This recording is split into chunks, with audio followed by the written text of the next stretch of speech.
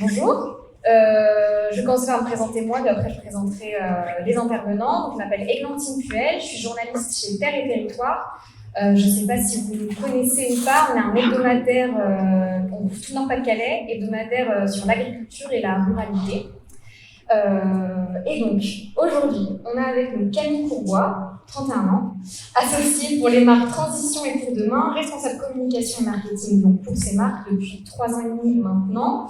Et on a Alexandre Baudrouillard, 46 ans, tout le monde a son âge, directeur de création ou en bon anglais Executive Creative Director pour le groupe Becoming depuis 15 ans, qui est une agence de communication et de conseil, pas le groupe, une agence de communication et de conseil.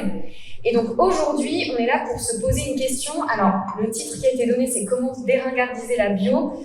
La question sous-jacente, c'est quel levier de communication on peut activer, actionner, vous choisissez le terme que vous voulez, pour mieux communiquer autour de la bio. Je pense que c'est ça la question de fond.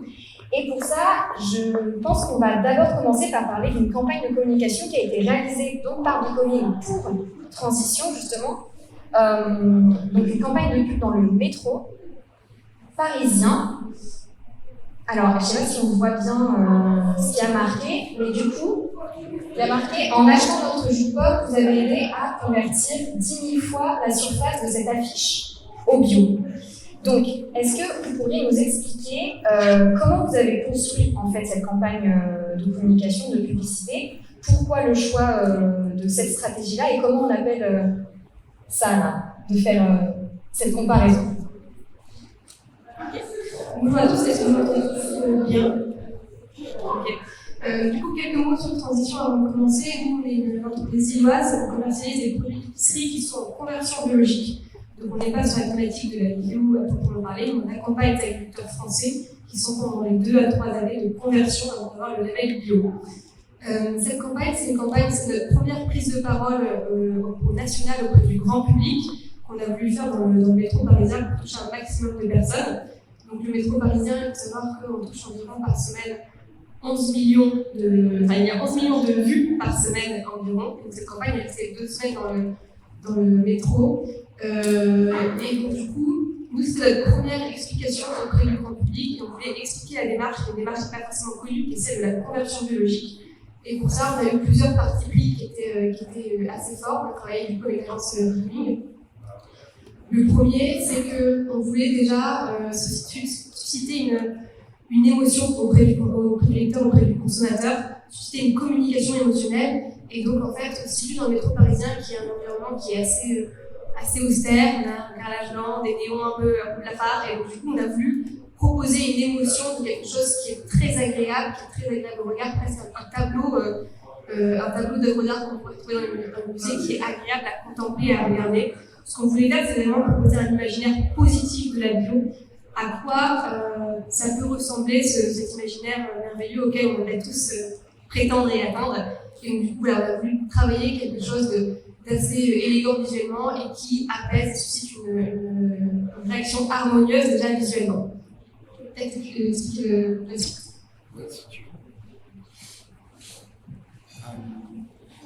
Donc en fait, nous, en tant que communicants publicitaires, notre challenge, c'est en une image et en le moins de mots possible, de faire passer le bon message à nos consommateurs dans le métro. Donc, on a choisi cette idée pour justement expliquer le concept de transition, qui est, pour quelqu'un qui ne connaît pas forcément facile à comprendre.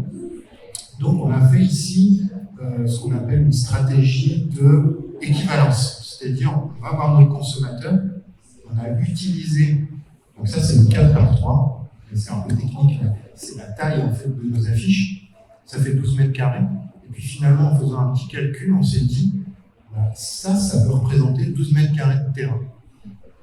Et finalement, en achetant les produits de transition, regardez, vous les Parisiens qui sont dans le métro, quand j'achète des produits de transition, eh ben, je peux transformer cette terre, cette vraie surface, en surface bio. En quoi c'est intéressant ta stratégie d'équivalence, par exemple? Pourquoi ça fonctionne chez les gens, la stratégie d'équivalence? C'est un ressort qu'on connaît en communication, en publicité, notamment dans le caritatif. On reçoit tous des courriers dans notre boîte aux lettres, par exemple de l'UNICEF, qui nous dit « donnez 20 € » et l'équivalence, c'est tant de vaccins que je vais pouvoir faire dans un pays qui en a besoin. Donc ça, c'est une stratégie d'équivalence. On trouve un équivalent sain pour que les gens comprennent de manière très simple ce qu'ils achètent finalement. Quand j'achète un produit de transition, eh bien, je n'achète pas simplement un paquet de farine, mais je participe au fait que cette surface de terrain devienne mieux. Alors là, du coup, rien qu'avec cette campagne, on a 2 points importants de la communication, de ce qui manquerait dans la communication dans le bio selon vous. C'est le fun, l'agréable, donc justement c'est très beau, c'est très apaisant, et la simplicité. Sur le fun, c'est quelque chose qu'on a préparé cette conférence tous les deux sans se concerter, parce que je ne les ai pas mis en même temps. C'est la première chose qu'ils m'ont dit. Ce qui manque, c'est du fun, c'est quelque chose de plus positif. Camille, vous m'avez même parlé de devenir une love brand. Alors, est-ce que vous pouvez un peu développer ce que vous entendez par love brand? Oui, en effet, pour résumer un peu ce qu'on s'est dit là et cette thématique de love brand, je pense qu'il y a 2 thématiques en communication qui sont assez importantes et que j'aimerais rappeler. Pour construire un discours impactant et performant auprès du consommateur, on va jouer avec 2 outils différents qui sont la communication émotionnelle d'une part et la communication rationnelle d'autre part. La communication émotionnelle, comme son nom l'indique, c'est un discours qui vise à susciter une émotion chez son lecteur. Ça peut être une émotion positive, la joie, le rire, l'appétit, l'humour, etc. Ou ça peut être une émotion négative qui va être l'anxiété, la culpabilité, la peur, etc. Et donc, la communication positive, elle va être très précieuse parce qu'elle va permettre de se lier émotionnellement à son lecteur, de se rapprocher de son lecteur en partageant avec lui une émotion. Et c'est aussi ce qui va favoriser une meilleure mémorisation de la marque. En face, on a la communication qu'on appelle rationnelle, qui du coup, elle vise à susciter, à travailler plutôt avec la raison du lecteur. On va chercher plutôt des arguments qui sont logiques, qui sont tangibles, qui sont bien ordonnés et qui vont permettre en fait d'aller solliciter un petit peu l'esprit logique du consommateur. Donc les 2 sont indispensables, les 2 sont complémentaires, mais ce qu'il faut bien avoir en tête, c'est qu'il faut l'utiliser dans le bon ordre, dans le sens où ce qui fait vendre aujourd'hui, c'est pas la raison, c'est plutôt l'émotion. Contrairement à ce que vous pouvez penser, souvent on aimerait bien penser que dans nos vies, tous les choix qu'on fait sont rationnels, mesurés et vraiment sous le signe de la logique. La plupart du temps, ce qu'on achète, c'est l'émotion qui va le guider. Pour autant, la communication rationnelle reste assez importante parce que c'est ce qui va intervenir dans un second temps pour confirmer, pour conforter la première décision qu'on a prise sous l'angle de l'émotion. Et du coup, une love brand, c'est d'abord passer par l'émotion, si je comprends bien. En fait, c'est d'abord se dire, faut qu'on m'aime, et après on va voir comment je justifie qu'on m'aime en fait. C'est exactement ça. En fait, pour la bio, ces 2 thématiques me permettent de faire cette parenthèse justement parce qu'elles sont assez cruciales, je pense, pour comprendre les enjeux qu'on a sur la bio. On a déjà une crise de désirabilité qui est de dire qu'on n'a pas forcément réussi avec le label bio à créer une vraie émotion, à partager une vraie émotion chez le consommateur, un récit, un imaginaire auquel il peut s'attacher émotionnellement. Donc c'est la crise de désirabilité qu'on peut rencontrer aujourd'hui. Et rationnellement aussi, on a aussi des enjeux qu'on pourra évoquer un peu plus tard, qui sont de dire on a un cahier des charges qui est extrêmement sérieux, qui est extrêmement structuré, qui est contrôlé par des organismes certificateurs. On n'a pas réussi à le traduire rationnellement de manière suffisamment claire et concise pour que le consommateur le comprenne et l'intègre bien. Et donc ça, c'est plutôt la crise de défiance qu'on a aujourd'hui sur le label qui vient intervenir sur la partie rationnelle. Et du coup, pour revenir sur ta question, la partie émotionnelle, la love brand, c'est vraiment comment on arrive à susciter une émotion auprès de notre consommateur et se lier avec lui par ce qu'on dégage. Et ça, justement, Alexandre, comment on fait en fait parce que, par exemple, quand on a préparé cette conférence, tu m'as dit ce qui manque, c'est du fun, c'est de faire des partis pris créatifs forts. Est-ce qu'on peut illustrer comment est-ce qu'on fait pour donner une image de marque et c'est quoi un parti créatif fort? Parce que ça peut un peu effrayer, je pense. Alors, effectivement, quand on dit fun, je serais même plus large, je dirais en fait qu'on a une nécessité aujourd'hui de créer l'impact. Ce qu'il faut savoir, c'est qu'aujourd'hui, n'importe quel individu là dans la salle, vous voyez à peu près 2000 messages par jour. Ça augmente beaucoup. Donc, en fait, votre cerveau, il a un temps donné à consacrer à chaque information. Et dans ce flow, du coup, c'est vraiment surchargé. Et le cerveau doit choisir en fait ce qui l'intéresse le plus. On a une nécessité quand on travaille sur les marques, c'est la nécessité d'impact.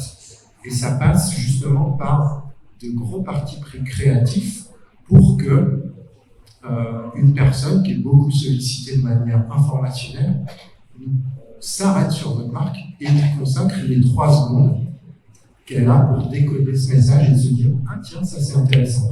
Et ça peut être quoi, par exemple? Là, par exemple, le parti pris créatif, j'imagine que c'est déjà c'est 12 mètres carrés dans le métro, les affiches du métro elles sont grandes, c'est ce fond vert, cette herbe qu'on ne voit jamais à Paris, parce que ça fait quand même du bien. Il y a quoi d'autre comme type de parti pris créatif? Est-ce que ça peut être le ton, c'est l'image, c'est quoi? L'image, c'est beaucoup l'image, c'est le petit brin d'humour par exemple qu'on va avoir dans une accroche. Donc l'accroche, c'est des mots en fait qu'on a dans la communication.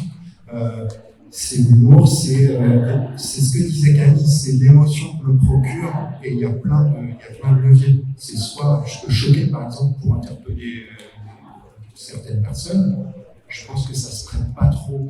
Alors oui, il y a un monsieur qui n'a pas pu assister à la conférence et qui m'a demandé de poser cette question, donc je vais la poser, parce que lui, il voudrait faire une campagne de publicité où il choque. Il veut choquer, donc il m'a dit par exemple, je sais pas, est-ce que je pourrais pas dire manger bio plutôt qu'aller à la pharmacie?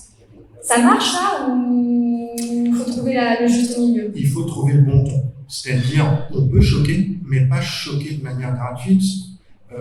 Il y a beaucoup notamment dans le caritatif, la sécurité routière par exemple, a des mécaniques de choc. C'est-à-dire, pour vous faire réagir sur la dangerosité de la route, on va vous montrer un accident, typiquement. On s'est aperçu, après des années de cette pratique, que les gens étaient plutôt en rejet de ce genre de message. On a entre guillemets, on a un peu l'impression qu'on leur fait la morale, on est tout le temps en train de leur taper sur les doigts, tu fumes pas, conduis pas vite, et les gens en ont marre. Et aujourd'hui, justement, c'est pour ça que je pense qu'on est un petit peu arrivé au bout de ces mécaniques publicitaires. Aujourd'hui, on est plus dans le nudge, je ne sais pas si vous connaissez, c'est une théorie marketing c'est des leviers qui permettent que les consommateurs, nos auditeurs, ceux qui regardent ce qu'on fait, fassent la déduction eux-mêmes de manière plus douce. Typiquement, il y a un exemple, c'est la mouche qu'on met au fond des toilettes, pour pas que ce soit sale dans les toilettes pour les garçons. Ça, c'est vraiment typiquement le nudge, c'est on met juste une mouche et les gens, et changeant de comportement. Voilà, c'est ça la théorie. Si on avait su ça, on allait avoir des toilettes propres. Et il paraît que ça fonctionne, ouais.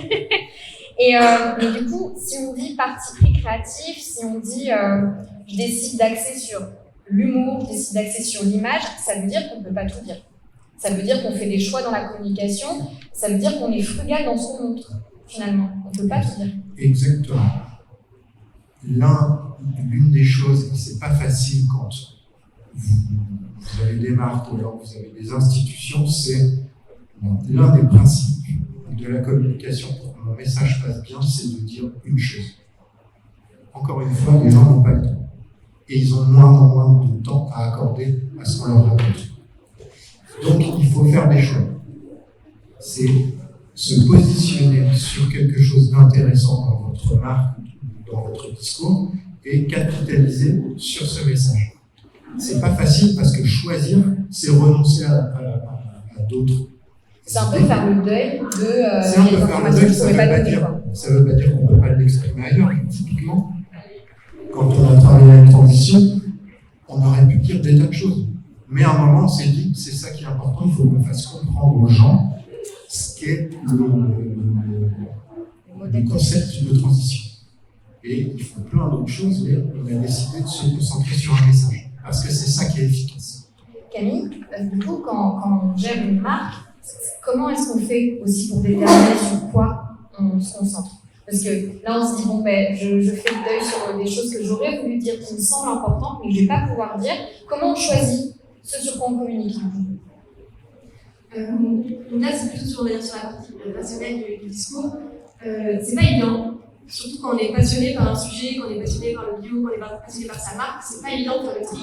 Et en tout cas, sur la conversion biologique, il y a énormément de choses à dire parce qu'il y a de la rémunération juste pour le producteur, il y a un impact environnemental. Et moi, en l'occurrence, j'avais envie de tout dire. Et peut-être qu'une bonne astuce, justement, c'est de se faire accompagner, se faire aider par un regard extérieur, parce qu'on est souvent assez mauvais juge de ce qu'on fait. Et pour la petite anecdote, on a fait cette campagne de publicité. Moi, j'arrivais tous les jours avec une nouvelle phrase à rajouter. Est-ce qu'on pourrait dire ça en plus? Est-ce qu'on pourrait rajouter ça? Est-ce qu'on pourrait rajouter ça? Et Alexandre me tapait sur les doigts en disant non, on compte les mots, on compte les lettres, et vraiment, il faut être hyper synthétique.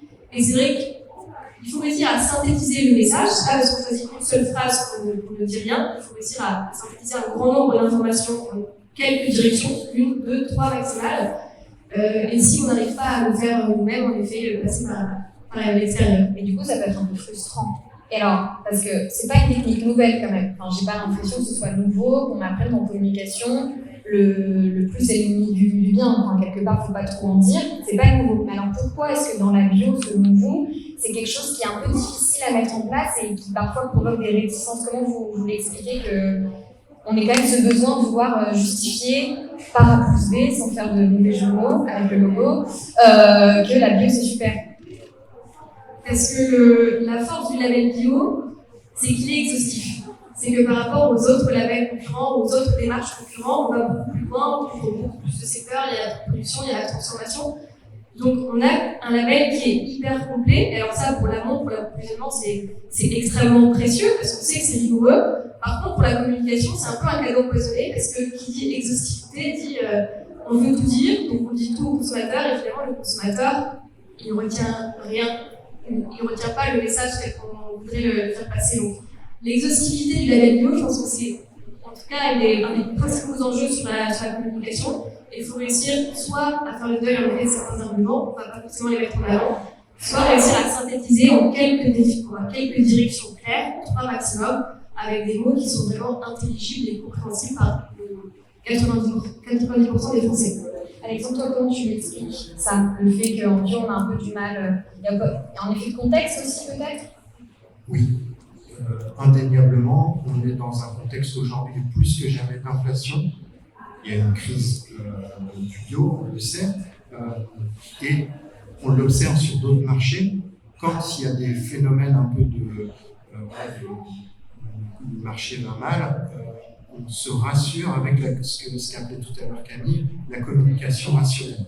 C'est-à-dire, on se dit, ah, ça craint, on va expliquer au maximum et donner le plus d'arguments possible pour essayer de rassurer notre consommateur et qu'il ne s'en aille pas acheter autre chose. Et c'est pour ça que, et observez vous-même, hein, pas simplement sur le bio, mais en ce moment, on n'est pas dans une période de communication, de publicité fast. Je dirais même c'est un peu chiant en ce moment. Regardez la télé, il y a quelques années, voilà, on est loin du bio, mais l'automobile était extrêmement créative. Aujourd'hui, on va dire, ça coûte pas cher, et elle dure longtemps, etc. Donc on est vraiment sur du rationnel qui me touche moins. Et ce que disait Camille, qui est tout à fait juste, c'est l'humain est fait comme ça. L'humain, souvent, on l'embarque d'abord par le métaphysique, l'émotionnel. Donc, et c'est encore un effort, vous qui êtes annonceur, vous avez des marques bio, il faut aussi faire confiance à l'émotion humaine. Alors bien sûr avec un petit peu de communication rationnelle, mais ce qui emporte avant tout les gens, c'est l'émotion.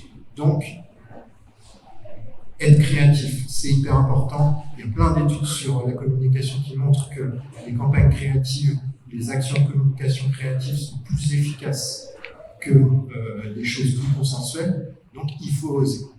Cela dit, donc, par exemple, dans l'étude sur la consommation bio qui a été faite par Apollo dans les Hauts-de-France, le premier argument des gens qui ne consommaient pas bio, c'était le prix.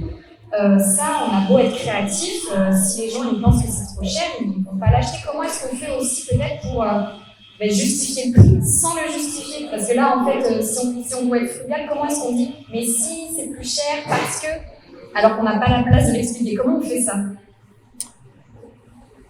C'est un peu compliqué comme question. Ouais, c'est pas évident, mais c'est vrai que moi, en tant que publicitaire, j'observe tout ça, et c'est vrai qu'on devrait avoir, en tout cas sur le bio, et on ne le voit pas beaucoup, avoir des actions de communication qui, justement, sont vraiment très prix. On parle beaucoup des produits bio sur ce qu'ils intègrent, c'est-à-dire toutes les bonnes pratiques qu'il y a derrière, mais on ne parle jamais de prix. Aujourd'hui, notre consommateur, et c'est vrai, dès qu'on entend le mot bio aujourd'hui, c'est tout de suite inflation de prix. Donc, il faut bien parler de ça. Et il y a sûrement des campagnes, mais je ne peux pas la faire tout de suite et ça prend du temps parce qu'il y a tout un tas d'études qui en dépendent. Il faut qu'on étudie tout ça. Mais il y a sûrement de bonnes actions à faire sur le prix et de justifier. C'est-à-dire, la vertu comme transition, c'est que quand on achète bio, on n'achète pas simplement un produit. On achète une petite part d'une idéologie, d'un mouvement. Et ça a une valeur. Donc, ça peut justifier un prix plus élevé. Mais il suffit bien de dire. Ça me fait penser à quelque chose dont on avait parlé avec Camille. Il y a aussi le fait que quand on dit bio, on pense prix. Et on pense aussi parfois, alors pardon, mais écolo-bobo parisien. Comment, et vous m'aviez dit, il faut jouer avec la modernité du bio. Il faut aussi montrer que c'est pas qu'un certain type de personne qui peut manger bio, que c'est faire partie d'un nouveau mouvement, justement, dont il parlait. Jouer avec la modernité, montrer que c'est pas réservé qu'à une certaine catégorie de population.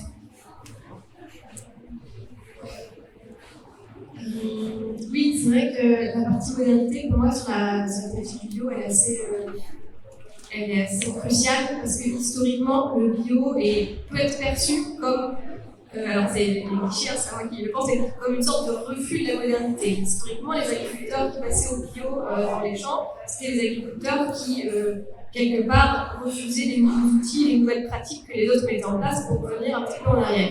Donc historiquement, on a un lien avec la modernité qui est un petit peu ambivalent, et dans l'esprit des gens, bio, c'est pas forcément moderne. Et donc, quelque part, le bio doit montrer que c'est quelque chose qui est intemporel. Intemporel, ça ne veut pas dire raccroché au passé, ça veut dire que ça c'est adapté à toutes les périodes, à toutes les périodes, à toutes les générations, que c'est pas au-dessus des tendances.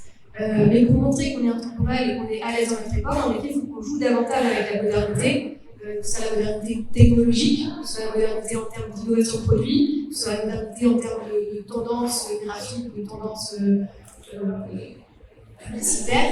Donc, quelque part, le bio a besoin d'être 2 fois plus moderne que les autres parce qu'on a un petit déficit de perception à rattraper à ce niveau-là. Et donc, il faut qu'on y aille 2 fois plus et qu'on soit beaucoup plus à l'aise avec les codes de notre époque.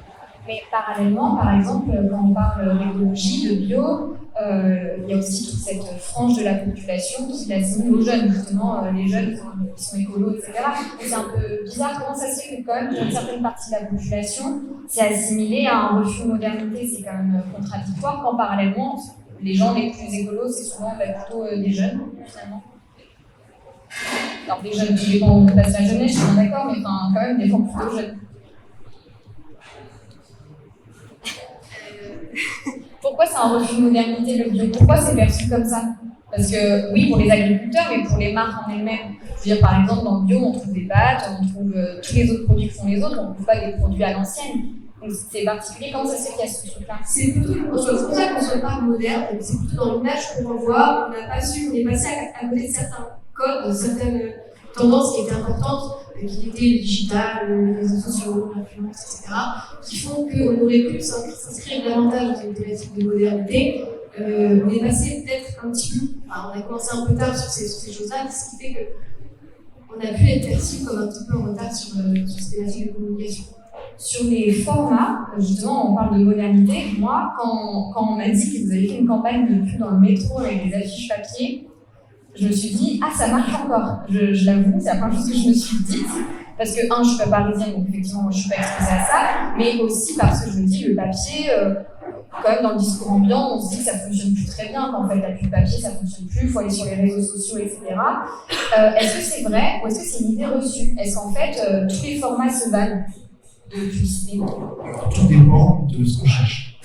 C'est-à-dire, il y a des médias, l'affichage, la télé, les réseaux sociaux, ce sont des tuyaux.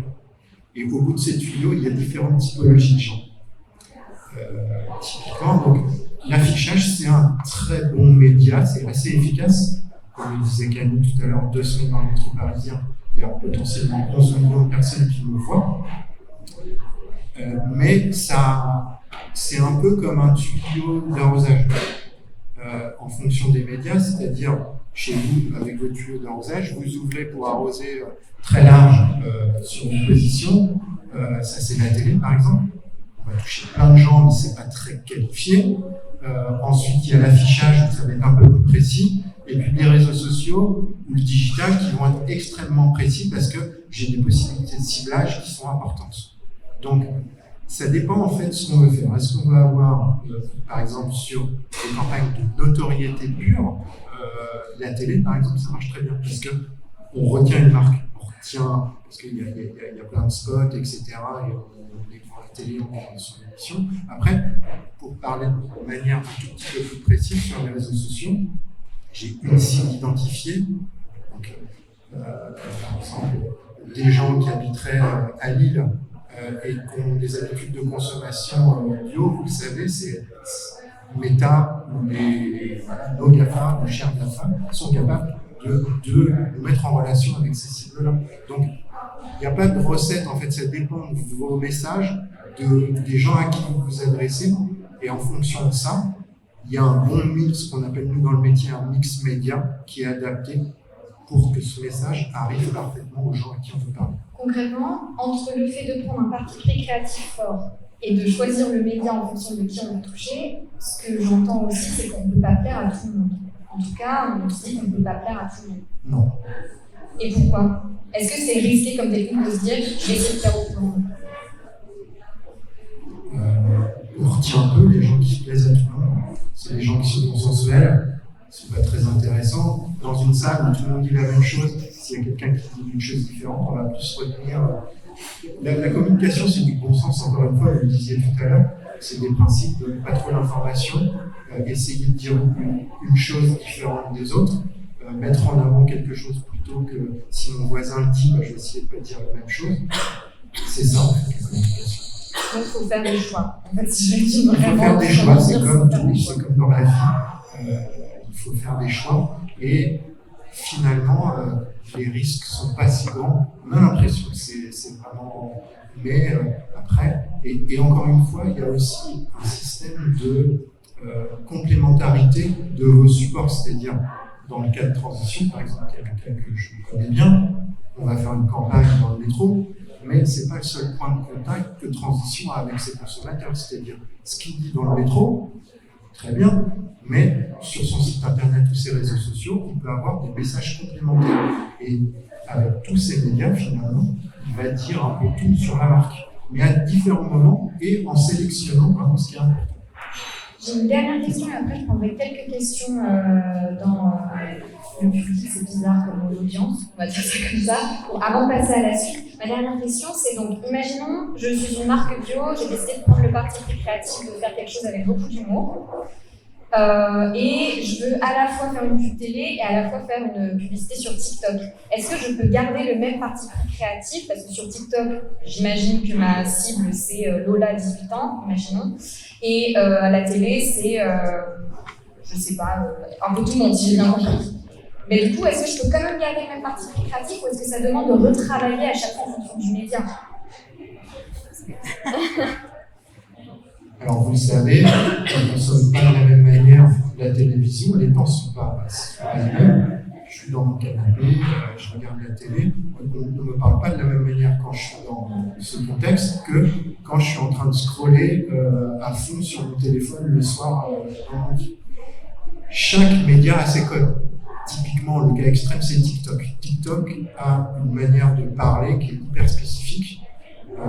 Et si je fais de la communication Instagram, par exemple, sur TikTok, ça ne fonctionne pas. Et les chiffres le montrent directement. Donc, il faut que nos messages se fondent dans les usages des gens qui sont sur ces médias. C'est-à-dire TikTok, il faut que ça aille super vite. Il faut que j'ai souvent une musique catchy. il y a quelques règles à respecter. Mais ça veut pas dire qu'on change à chaque fois toute la stratégie. Mais par exemple, on peut partir d'une idée, ce qu'on appelle une idée chapeau, c'est-à-dire transition, par exemple, on se dit, moi, mon idée, c'est, je dis aux gens à chaque fois que quand ils achètent, ils transforment de la terre en bio. Il y a une manière de le faire en publicité, mais sur TikTok, on le dirait peut-être d'une manière différente, avec un influenceur, avec quelqu'un qui témoigne face caméra. Mais il faut que je m'adapte en fait au style de communication des gens que j'ai en face. Du coup, je propose qu'on prenne quelques questions. On verra. Est-ce qu'il y en a déjà des questions à ce stade?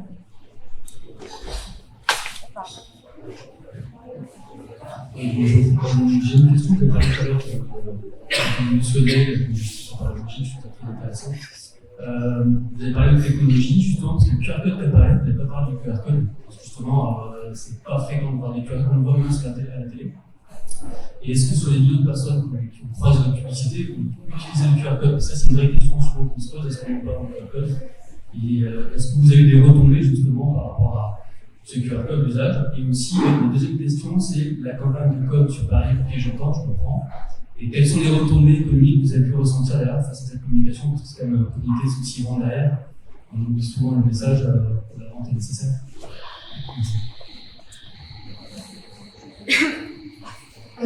Pour la question du QR code, dans les faits, je devrais dire qu'il y a énormément de personnes qui vont scanner, mais dans les faits, très peu. Le QR code, il est là aussi pour compléter le discours pour des personnes qui ont envie d'aller beaucoup moins, parce qu'on ne peut pas tout dire sur la fiche, du coup, on renvoie vers le site. Après, c'est aussi une problématique qui est assez légale, qui veut dire qu'aujourd'hui, quand on fait mention d'une allégation environnementale sur un média, sur un support, on est obligé soit de décrire pourquoi on le dit, c'est durable, responsable, etc., soit de faire un lien vers un site qui l'explique plus en détail. Donc là, la motivation était plutôt légale, pour être tout à fait transparente. Il y a eu assez peu de scans. Et sur la partie retombée économique de la campagne, nous, on avait choisi aussi le métro parisien parce que c'est presque un risque de passage, le métro parisien, quand une boîte grandit et commence à devenir un peu plus connu, un peu plus implanté en magasin. Il y a ce côté déjà nombre de vues qui est important pour travailler avec la notoriété. Là, on a 2 millions d'impressions sur 2 semaines, c'est assez conséquent et c'est important pour la notoriété. Et il y avait aussi chez nous cette volonté de dire à nos partenaires commerciaux, regardez, on commence à passer dans la cour des grands et c'est un peu voilà, de dire on arrive, et je pense que c'est assez propre pour les trucs parisiens, c'est un passage qui montre que la marque a agrandi et ça a eu beaucoup de retombées, en tout cas chez nos distributeurs partenaires, auprès des couplets, auprès des magasins, de mentionner, regardez, on arrive dans le métro, derrière, ça leur fait confiance parce que ça les laisse entendre qu'il y aura beaucoup d'efforts de communication qui seront faits pour soutenir la marque et la faire connaître.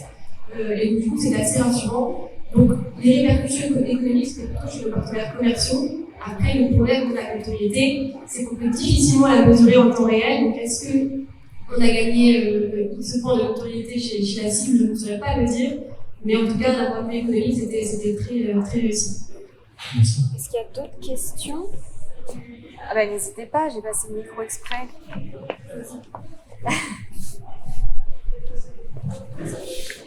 Bonjour, François Maurice, je suis gérant de la boîte de l'entreprise de Beaufort. Moi, j'avais une question en termes de budget. Aujourd'hui, quand tu as décidé de lancer cette marque, quel budget vous avez mis en place? Enfin, en gros, et combien de lieux, en fait, combien de stations, parce que les stations, il y en a partout sur Paris, combien de panneaux t'as utilisé pour communiquer Alors, pour le budget, c'est assez difficile de donner un chiffre clé, parce que ça va dépendre en effet du nombre de phases, du nombre de panneaux qu'on sélectionne sur le métro parisien. Là, en l'occurrence, on avait 120 qui étaient répartis dans différentes stations. Et après, pour le métro, ça va vraiment aussi dépendre des semaines où on est affiché. Donc ça se compte plutôt en dizaines de milliers d'euros, mais il y a aussi beaucoup d'offres de couplage qui sont en fait, soit on peut voir longtemps à l'avance parce qu'on est vraiment sûr que c'est cette semaine-là qui fonctionne pour nous parce qu'on a un événement particulier à ce moment-là et donc du coup on se boucle à l'avant. Soit aussi il y a pas mal de choses qui sont intéressantes, c'est des offres de couplage où s'ils n'ont pas forcément réussi à remplir tout le réseau en affichage, il y a des prix qui peuvent être divisés par presque 2. Donc c'est assez intéressant de pouvoir, si vous n'avez pas d'impératif temporel, attendre ces offres. D'accord. Il y a un et des attentes face à ce type de communication. Pas forcément des attentes, mais il faut toujours rester en contact avec la régie et du coup pouvoir être au courant de ce qui se passe chez eux. Il y a des étapes réglementaires de validation d'affiches, j'imagine. D'un point de vue réglementaire? Oui. Oh oui. D'un point de vue réglementaire, en fait, on est sur plusieurs. Il y a une réglementation pour les produits alimentaires, comme c'est des produits qui sont ingérés par les gens, forcément, on ne peut pas dire ce qu'on veut sur les packs alimentaires, qui est croisée à une réglementation sur les allégations environnementales, comme on dit aux gens que c'est durable, que c'est responsable, que c'est engagé, on doit aussi pouvoir le prouver. Et après, on sait aussi que d'un point de vue réglementaire, on est toujours un peu plus regardé, un peu plus contrôlé quand on est une petite marque qui arrive, et donc on doit faire 2 fois plus attention parce qu'il y a des contrôles qui sont un peu plus fréquents. Donc oui, là, pour cette partie-là, il y a eu beaucoup de semaines qui ont été dédiées à des vérifications, contre-vérifications réglementaires. Dans le terme des produits que vous avez vu, par exemple, c'était du coup plutôt avec l'agence qui communiquait. Est-ce qu'il y a d'autres questions? N'hésitez pas, elles sont à disposition. Et en plus de cette législation, au niveau publicitaire, il y a une association qui s'appelle l'ARPP. Et l'ARPP, c'est une association qui valide ou invalide, en tout cas fait une recommandation sur la véracité de ce qu'on raconte dans la publicité. Ce n'est pas obligatoire, mais de manière traditionnelle, toutes les campagnes passent et ils donnent un avis positif ou négatif. Il faut corriger des choses. Et aujourd'hui, même les régies, si on n'a pas l'aval de l'ARPP, souvent on décide de ne pas afficher si c'est pas passé à l'ARPP. Alors moi j'ai des questions sur votre stratégie plutôt sur les réseaux sociaux, notamment sur LinkedIn. Maxime et Stéphane sont beaucoup en avant. Notamment quand vous installez chez un nouveau distributeur, etc., ils peuvent mettre en avant à l'inverse des producteurs que vous référenceriez, vous référencez, etc. Est-ce que c'est aussi une stratégie, soit de leur part de le faire, est-ce que c'est une stratégie de se dire en fait sur les réseaux, il faut qu'on libère un terme de la marque à travers déjà Maxime et Stéphane pour que les gens s'identifient et identifient la marque à eux, ou est-ce que c'est simplement ça s'est construit comme ça marchait et ça va continuer? Quand on parlait tout à l'heure de communication émotionnelle, communication rationnelle, c'est vrai que l'incarnation de la marque, pouvoir la rattacher à des personnes, à des humains, à une aventure entrepreneuriale, ça joue énormément sur la communication émotionnelle. Il y a un petit côté, je connais mieux cette marque, je suis liée avec elle parce que je sais à quoi ressemble son dirigeant, je l'ai vu sur LinkedIn. Et c'est vrai que c'est assez important. Et surtout quand on arrive à montrer une espèce d'aventure entrepreneuriale, une épopée, où ça se passe bien, où c'est positif, les gens ont envie d'en être. Et donc, du coup, c'est vrai qu'ils partagent beaucoup les actualités de notre entreprise sur les réseaux parce que ça contribue à créer ce lien émotionnel avec la cible et ça contribue à créer une communauté où les gens ont envie de participer à l'aventure avec nous. J'y pense, du coup, c'est quelque chose qu'on voit de plus en plus quand même. Les jeunes entreprises mettent beaucoup en avant leurs dirigeants. Là, comme ça, en tête, ça n'a rien à voir avec la bio, je suis désolée, c'est le seul qui m'arrive dans la tête. C'est l'entreprise Boku. Vous connaissez ou pas? Je conseille, c'est pour faire des toilettes japonaises chez soi pour 100 €, c'est super. Mais ils ont beaucoup d'humour et on voit beaucoup son fondateur. C'est quelque chose qui fonctionne, ça vraiment? Ou est-ce que, pareil, il y a un juste milieu à trouver à un moment? Il n'y a pas de règle, c'est pareil, ça dépend du charisme des dirigeants. Oui, parce que je me disais, il y a peut-être des gens qui ne veulent pas non plus faire ça. Ouais, il y en a qui sont très à l'aise. On a un exemple dans la pub qui est mythique, c'est Afflelou. Le mec, il incarne sa boîte, même en publicité. Il le fait. Voilà, j'ai aucun jugement sur cette marque, c'est d'un point de vue de communication. Il a le charisme pour le faire. Il y en a d'autres qui le font. Ensuite, il y a des gens qui sont de très bons dirigeants, mais qui n'ont pas le talent pour incarner leur marque. Dans le cadre de Maxime et Stéphane, je pense que du fait de leur jeunesse et de leur fait que ce soit digital native, en fait, ils ont une utilisation des réseaux sociaux presque innée. Donc, en fait, ils l'utilisent très bien de manière à peu près, presque naturelle. Et les posts qu'ils font sur LinkedIn ou ailleurs, en fait, ils sentent l'authenticité parce qu'on sent qu'ils ne se forcent pas, qu'ils sont habitués au réseau. Donc, pour un consommateur, ça lui donne confiance parce que c'est des gars que j'ai en face qui me vendent. Oui, donc typiquement, par exemple, en revanche, forcer, entre guillemets, quelqu'un qui n'est pas à l'aise avec les réseaux sociaux à y aller, c'est pas une bonne idée. Non. Ça se voit, j'imagine. Ça se voit, oui, on est mal à l'aise, on fait bien de bonnes choses, on n'utilise pas les bons codes comme TikTok tout à l'heure. L'exemple de TikTok, c'est si on est à côté, en fait, alors on les avait direct, donc ça, c'est plus efficace. Est-ce qu'il y a d'autres questions? Merci, l'équipe de Radio. Est-ce que la bio a deux messages à passer, le message du produit et le message de la bio? Et est-ce qu'il va compliquer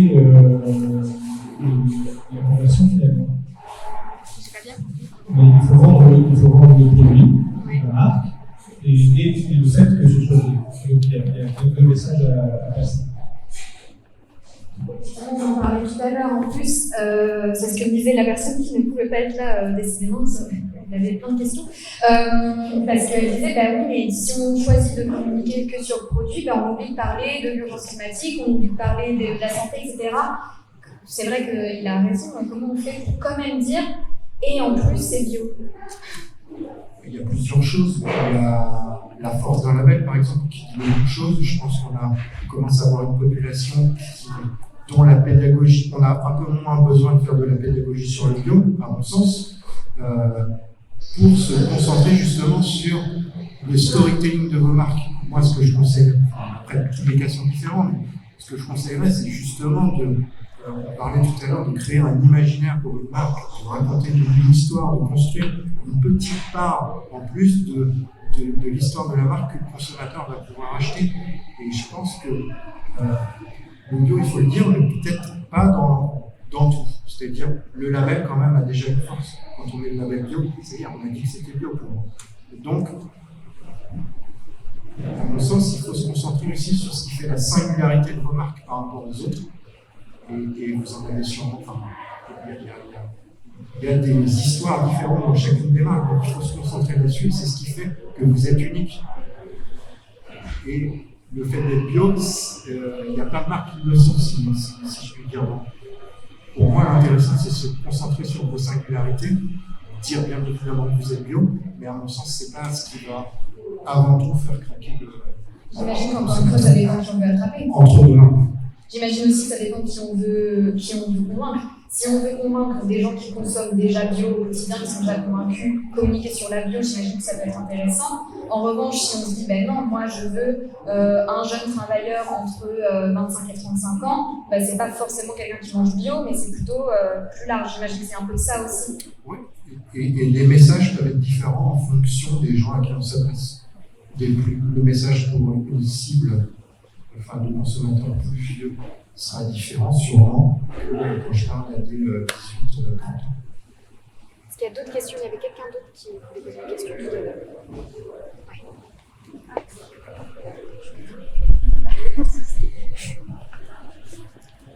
Bon, ça va peut-être couper un petit peu ce que vous venez de dire, mais si vous avez une baguette magique, qu'est-ce que vous feriez aujourd'hui pour sortir justement la bio de cette crise de la désirabilité?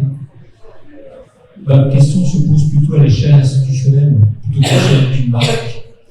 Et avec votre regard de communicant, quelles seraient les cibles que vous alliez chercher en priorité? C'est un brief passionnant. J'entends pas de contraintes, pas de plan de budget, pas de plan de timing, et pas de plan de filière actuelle. Ça, c'est incroyable. On en a parlé avec Eglantine quand on a préparé notre intervention.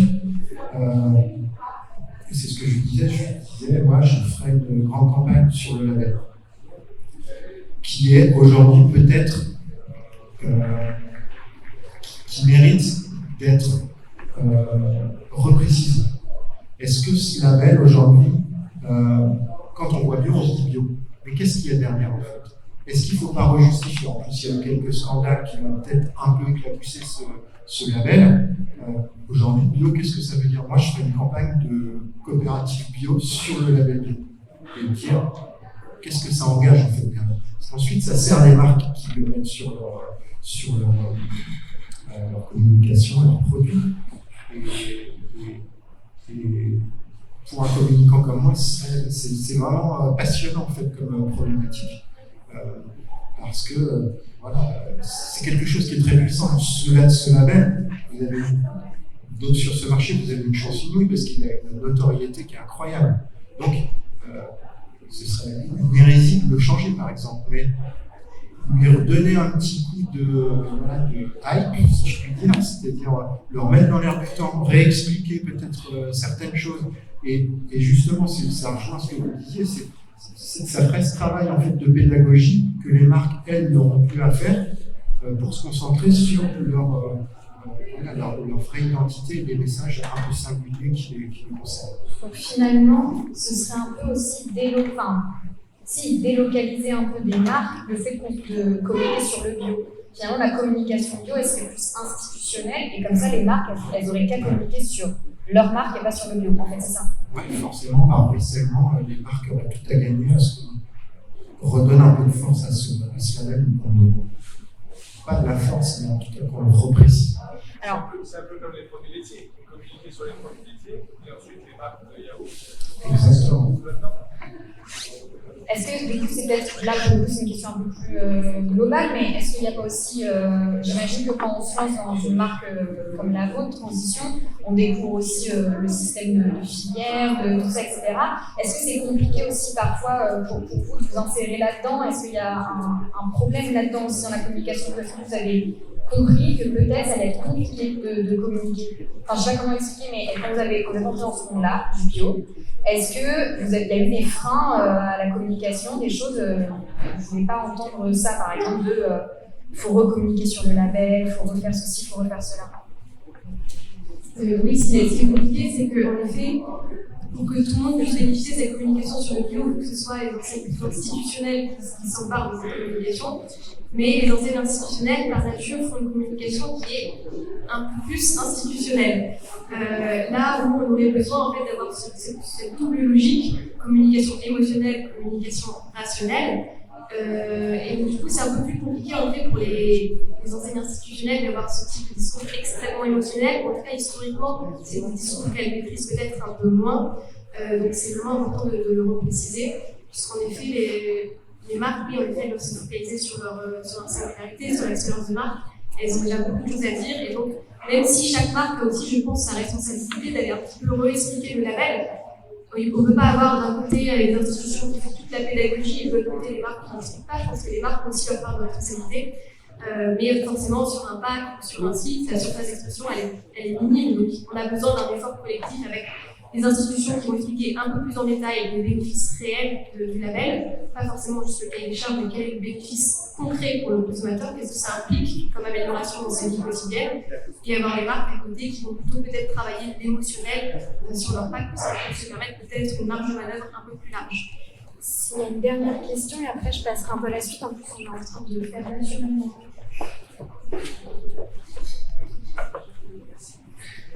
Alors, c'est pour rebondir sur l'institution de la vie. Quand on regarde l'étude les gens ont plus confiance dans le label AB que la feuille, l'eurofeuille qui est obligatoire. Le labo AB est complémentaire. Par expérience, quand je demande à Théo pourquoi vous avez besoin, parce que je l'avais enlevé. Et j'avais eu un sentiment de quelque chose. Alors, c'était plus aussi enthousiaste qu'avant. Et après, j'en ai demandé pourquoi. J'ai la chance de voir. Et dans le mot AB, ça veut dire que c'est français.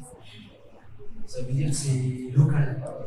Et bio, en ce moment, avec justement certaines centrales sur le champ, etc. C'est ce qu'on a besoin, c'est en plus de la bio, pour que ça ait du sens, il faut bio et local. Bio est quelque chose. Bio est territorial. Et voilà, le en soi, la bio c'est une chose. Par contre, ce que j'ai ressenti, c'est que les gens ont envie de faire parler des gens local.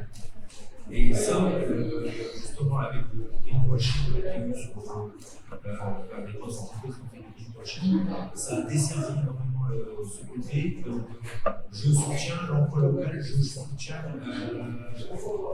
l'emploi et c'est vertueux c'est pour la planète, mais c'est surtout pour la planète. C'est ça que je sens. Est-ce que vous avez tout bien entendu? Oui. Alors, il se trouve que c'était exactement le point que je voulais aller parce que dans l'étude de consommation faite par Aprobio, toujours elle, parmi les gens qui ne consomment pas bio, il y en a 42% qui disaient que c'est parce qu'en fait, ils ne croient pas au label. Et effectivement, par rapport au logo, le logo AB, il était premier dans la confiance, mais je crois que c'était en 6e ou 7e position qu'arrivait la feuille. Entre-temps, on avait label rouge, Saveur en or, dans la région ça fonctionne très bien, Saveur en or. Ça, effectivement, il a raison, monsieur. Est-ce qu'il y a aussi quelque chose qui se joue là entre le local et le bio? Est-ce que le logo bio en lui-même se suffit, en fait, tout seul? Ou est-ce qu'il faut rajouter d'autres choses? Il y a plusieurs questions dans la question. Est-ce que le logo se suffit à lui-même? En fait, on a pensé que oui, et pendant longtemps, on l'a mis tout seul, sans explication. On a pensé que ça parlait aux gens, mais on se rend compte aujourd'hui que plus vraiment. Selon une étude de l'Agence Bio, il y a 50% des consommateurs qui ne sont pas forcément conscients des atouts et des bénéfices réels de la bio. Donc en fait, on se rend compte qu'aujourd'hui, juste mettre le logo avec une feuille qui finalement ce logo ne veut pas dire grand-chose, ça ne suffit pas. Les gens ne comprennent plus vraiment ce qu'il y a derrière. Il faut peut-être commencer à refaire un discours pour l'expliquer de manière très claire. Je pense que ça peut la bio peut suffire à elle-même. Je pense que le cahier des charges il est suffisamment approfondi, il est riche. Enfin, c'est un cahier des charges quand même le plus exigeant. Donc on peut en être fier et avec lui, on se suffit à nous-mêmes. Maintenant, le logo tout seul, il ne peut pas se suffire à lui-même. Il n'exprime pas grand-chose. Il n'y a pas de mots, il n'y a pas d'explication. Donc, à part se baser sur le fait que les gens le connaissent depuis longtemps et que du coup, entre-temps, ils devraient avoir compris, il ne se passe pas grand-chose avec ce logo-là. Et du coup, sur la partie de la question plutôt autour du local, monsieur disait, les gens qui achètent avec AB, c'est parce qu'ils savent que c'est le logo français. Et en fait, c'est bio et français. Et ça, apparemment, c'est important, j'ai l'impression. Et même plus, c'est bio et local. Alors ça, est-ce que c'est quelque chose qu'on voit? Et est-ce qu'il n'y a pas une confusion aussi à force qui peut se créer de si c'est local, c'est bio? Oui, je pense qu'il y a une confusion qui se crée. Pour comprendre un peu pourquoi le local, ça fonctionne très bien aujourd'hui, on peut prendre toujours cette fameuse comparaison entre communication émotionnelle et communication rationnelle, puisque c'est plutôt de ça dont il s'agit. La communication émotionnelle du local, elle fonctionne parce qu'elle est hyper forte. J'imagine mon producteur, il est à côté de chez moi, dans un champ, je sais à peu près où c'est, donc il y a une proximité géographique, une proximité humaine. Ça fait appel à des valeurs qui sont très simples à comprendre, c'est l'humanité, c'est la proximité, c'est la solidarité. Il y a aussi un petit peu de chauvinisme, d'appartenance, de fierté d'appartenance régionale, et ça devient jamais ringard, le chauvinisme, donc c'est pour ça que émotionnellement, c'est très fort, le local. Et après, rationnellement, l'argument rationnel du local, c'est le transport, l'impact du transport, et ça, dans les médias autour de nous, ça a été suffisamment martelé et répété, ce qui fait que les Français aussi aujourd'hui sont très sensibilisés à l'impact du transport. Et donc du coup, le local, il a une communication émotionnelle qui est hyper forte et qui parle à tout le monde, et une communication rationnelle qui est extrêmement simple à comprendre, qui est le transport, ça pollue. Et du coup, les gens, n'importe qui peut s'en emparer et peut devenir, comprendre la promesse qu'il y a derrière. C'est une bonne porte d'entrée. Est-ce que c'est une bonne porte d'entrée? Est-ce que ça peut être aussi ça quand on est un agriculteur bio local, un producteur, un transformateur bio local, de peut-être passer par cette porte-là du local plutôt que le bio, finalement? Les deux sont assez différents en fait, c'est pour ça qu'ils peuvent éventuellement se compléter, parce que c'est des logiques qui sont très complémentaires. Le local vient compléter des choses qui ont été longtemps reprochées à la bio qui vient du monde, etc. Donc en ce sens-là, c'est important de les associer. Il y a aussi chez le local du coup, cette proximité humaine qui manque peut-être à la bio. La bio aujourd'hui, on ne voit pas forcément toujours l'humain qu'il y a derrière. C'est peut-être parfois distant, parfois impersonnel, et du coup le local permet de recréer cette proximité humaine qui nous fait défaut aujourd'hui. Après, c'est deux choses différentes et il faut aussi que la bio travaille son image de marque de manière individuelle, indépendante, et se penche un petit peu sur ce qu'on a envie de raconter, quel imaginaire on a envie de proposer. Parfois, c'est intéressant d'associer avec le local, mais il ne faut justement pas que ce soit confusant et que les deux fusionnent. Il faut pas qu'on se dilue avec l'image de notre label, puisque le nôtre, on peut en être fier et on peut être suffisamment à l'aise avec tout ce qu'on propose d'un point de vue amont pour écrire un récit autour qui nous est propre. Alors, quand même, du coup, sur l'histoire du transport, le fait est qu'en plus, c'est une idée préconçue, puisque je l'ai appris à la restitution de l'étude de consommation, mais en fait, 80% du bio en France, il est français dans la grande distribution, c'est ça. Et en plus, finalement, un avocat produit au Brésil, bio, en fait, c'est pas le transport qui fait que finalement le transport dans un produit, c'est pas grand chose sur l'impact carbone. Alors, est-ce que d'un point de vue de communication, est-ce qu'il n'y a pas eu là aussi une erreur qui a été faite à un moment, où en tout cas on a mal communiqué sur ça, en disant oui, le bio il vient du bout du monde et du coup en fait c'est pas si bio que ça. Est-ce qu'il y a une erreur à ce moment-là stratégique? Juste pour préciser en effet, le pourcentage en fait, aujourd'hui c'est un chiffre qui est extrêmement intéressant et qui je pense devrait être davantage mis en avant sur la bio. C'est vrai qu'on se fait manger des parts de marché par le local alors que l'impact de l'agriculture du mode de production agricole dans la production d'un produit, il est énorme. On dit que c'est entre 75 et 80% de l'impact carbone qui est issu de la méthode de production. Et ce chiffre-là, il est vraiment précieux parce que c'est un contre-argument qui peut être expliqué à toutes les personnes qui disent non, moi je mange local, je ne mange pas bio. Finalement, le bio a un impact qui est beaucoup plus important, qui serait beaucoup plus important, et c'est un chiffre, je pense, repère, un chiffre balise sur lequel il faut communiquer vraiment largement parce que c'est compréhensible par tout le monde et ça montre vraiment la plus-value du label. Sur l'erreur stratégique? Oui, sûrement. Après, je suis pas sûr que ce soit de la communication de marque, mais plutôt des messages médiatiques globaux qui ont mis ça en tête de nos consommateurs, mais rien n'est imbougeable. C'est-à-dire qu'il suffit de avoir un nouvel argument, le porter et se mettre tous d'accord sur, encore une fois, un message, et puis on fait changer les mentalités. Après, tout ça, vous savez, ça prend du temps. En termes de com, sur le local, du coup, on parlait de se singulariser par rapport au reste. Le truc, c'est que du coup, en revanche, dans les magasins, on en voit de plus en plus des marques qui mettent la photo de l'agriculteur, etc. Et c'est pas bio.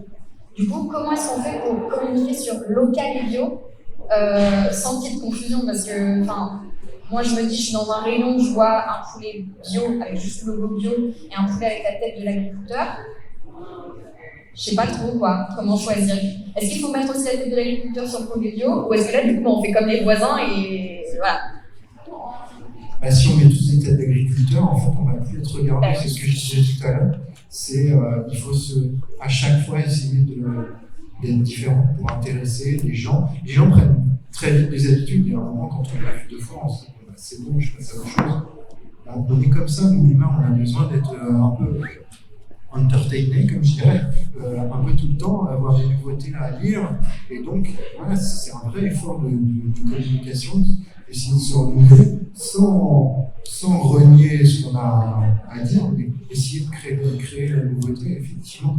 Et là, sur ce problème de confusion, je pense que il faut faire, encore une fois, je pense que faire une vraie campagne sur le label bio en mode collectif et redéfinir ce qu'est le label bio, ça ferait du bien à la filière, je pense. Est-ce que, par exemple, si on parle aussi de remettre de l'humain, j'ai entendu, c'est quelque chose qui est arrivé, remettre de l'humain derrière le logo, montrer en fait l'impact, tout ça. Est-ce que communiquer sur l'impact social qu'on a quand on achète du bio par un agriculteur bio, c'est une bonne idée? Parce que, par exemple, Camille, quand on a préparé cette conférence, tu m'as dit communiquer sur le bonheur, par exemple, aussi.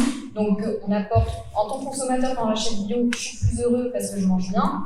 Et en plus, est-ce que je peux rendre heureux un producteur au bout? Parce que le bonheur, ce n'est jamais ringard. Tu m'as dit, c'est comme ça. Est-ce que ça peut être une idée de se dire, on a déjà communiqué beaucoup sur la santé, on a déjà beaucoup communiqué sur l'impact environnemental du bio. Est-ce que communiquer sur l'impact social, ça peut être une stratégie aussi? Sur cette thématique en effet de bonheur, je pense que sur la partie, donc c'est valable pour le bio et aussi pour l'engagement écologique au sens plus large, on a fait beaucoup de communication sur de la culpabilité, sur de l'anxiété, sur de la colère, donc utiliser plutôt des émotions qui étaient négatives. On voit que ça pousse à l'engagement, quelque part ça a un effet, mais c'est un effet qui, alors ça c'est mon opinion, je pense, est assez limité dans le temps. C'est-à-dire qu'on voit un film qui nous marque, on se met à agir, ça dure quelques temps, et après ça nous décourage, et quand même on est mal barré, et du coup on arrête de s'engager. Donc je pense qu'il faut un petit peu peut-être se calmer sur les messages négatifs, et plutôt commencer à sortir des messages positifs, dire qu'est-ce qui peut se passer de positif si on se met tous à agir dans la même direction. Et c'est un peu essayer de recréer notre américain de dire voilà, on a un imaginaire qui est suffisamment puissant, qui a l'air suffisamment heureux et suffisamment incroyable pour qu'on ait tous envie de se mettre en mouvement dans cet imaginaire-là. Et c'est un peu finalement ce qu'on a essayé de faire sur cette affiche, d'essayer de montrer à quoi ça pouvait ressembler, 12 mètres carrés de nature préservée, de montrer à quel point c'était apaisant, à quel point c'était beau, et en effet, le bonheur n'est jamais regard, mais la nature n'est jamais regard non plus, et donc essayer de montrer, voilà, un visuel de ce vers quoi on pourrait aller et qui pourrait nous donner envie de s'être en mouvement. Communiquer sur le bonheur. Tout à fait. Ok. Et alors, comment est-ce qu'on fait pour changer de discours dans les médias de manière plus globale? Parce que si les gens ils pensent que la bio c'est cher et que ça va pas, je me mets dedans, j'en suis désolée, mais c'est parce qu'on reçoit aussi des communiqués de presse qui vont dans ce sens. Généralement, parce que si on veut changer dans la tête des consommateurs, il y a la publicité, mais il y a aussi les médias. C'est pas l'institutionnel, mais presque du coup aussi, la communication par les médias. Comment est-ce qu'on fait, vous, en tant que communicant? C'est quoi, par exemple, ce que je peux amener à un organe de presse pour qu'il communique de manière plus positive sur le bio et pas plus négative, quoi.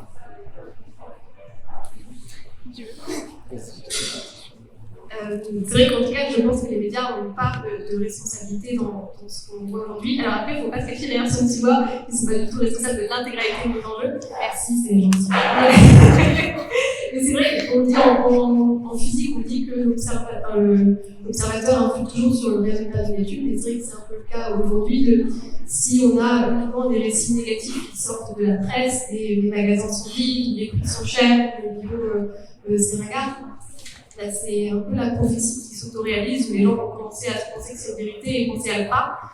Maintenant, c'est vrai qu'on est responsable aussi, parce qu'on voit aussi c'est les communiqués de presse aux personnes qui font les articles. Comment on pourrait communiquer différemment? On peut communiquer, je pense, sur des bonnes nouvelles, sur les success stories, les choses qui sont bien faites, sur des portraits producteurs. On parlait toujours beaucoup de l'humain. Je pense que l'humain, c'est aussi ce qui manque à la vie aujourd'hui, quelque chose de très incarné. Et on peut faire parler, je pense, aux producteurs qui sont, je pense, les meilleurs ambassadeurs du label, parce qu'ils sont humbles, ils sont passionnés et ils sont passionnants par rapport à ce qu'ils ont envie d'expliquer. Donc des bonnes nouvelles, des producteurs, et je pense aussi qu'il faut peut-être s'écarter des communications 100% bio. À chaque fois, on envoie des communiqués de presse uniquement pour parler sur des sujets bio, pour rebondir sur des sujets bio. Et je pense qu'il faudrait justement s'emparer de sujets qui sont autres, des sujets qui touchent les Français, qui touchent la communication globale, même si on ne parle pas de produits bio en particulier, et d'aller se positionner sur ce type de nouvelles pour montrer qu'on est légitime aussi, qu'on n'est pas juste cantonné à des thématiques un peu niches sur le bio, mais que le bio fait partie de la vie quotidienne des gens et qu'on peut s'y engouffrer avec des communiqués ou autres. En presse, du coup, la communication pour la presse, est-ce que c'est franchement différent de la communication grand public ou il y a quand même des stratégies similaires? Comment on fait pour adapter son discours à la presse? Il y a des gens qui sont spécialisés dans les agences de communication, donc les départements RP, par exemple, chez Nicolas, il y en a un. C'est des gens qui travaillent au long cours, c'est ce que je disais tout à l'heure, c'est plutôt long, mais c'est qui font passer des tendances, des grands messages. C'est un peu du lobbying finalement. Essayer de faire évoluer une pensée, notamment chez les journalistes et en général les leaders d'opinion, sur, par exemple, ce que je disais tout à l'heure, le transport pollue, et c'est ça qui le bilan carbone. Et c'est un message, il faut en faire passer un autre, mais c'est en adaptant à avoir une stratégie de relation presse un peu au long cours pour faire changer le. Et par exemple, est-ce qu'on dégage quand même aujourd'hui de grandes tendances? Parce que là, tout à l'heure, on parle de manière très globale. Est-ce que là, avril 2024, il y a des choses qui fonctionnent et des choses qui ne fonctionnent pas en communication? Je le disais tout à l'heure, on est plus dans une communication en ce moment rationnelle, et c'est le fait de la crise.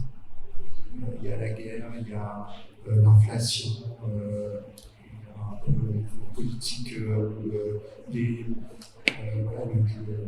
le titre du mondial, c'était la reculade du climat. Voilà, on parle moins de ça. Ça évolue avec la pensée politique. Et donc, oui, effectivement, tout ça, c'est très lié, en fait. Donc, Et ça marche, la communication assumée, du coup, là, actuellement? Oui, enfin, ça fonctionne. Après, il faut, encore une fois, faire confiance à la créativité. Moi, par exemple, c'est pas dans la bio, mais je trouve qu'il y a un exemple qui est assez remarquable, c'est ce que fait La Vie sur le végétal. Donc La Vie, vous connaissez sûrement, c'est une marque qui ne passe pas son temps à dire que c'est végétal. Si, mais joue vraiment avec, prend du recul, et presque je trouve que pour la filière du végétal, il fait presque le boulot de la collective parce qu'il rend super fun ce marché.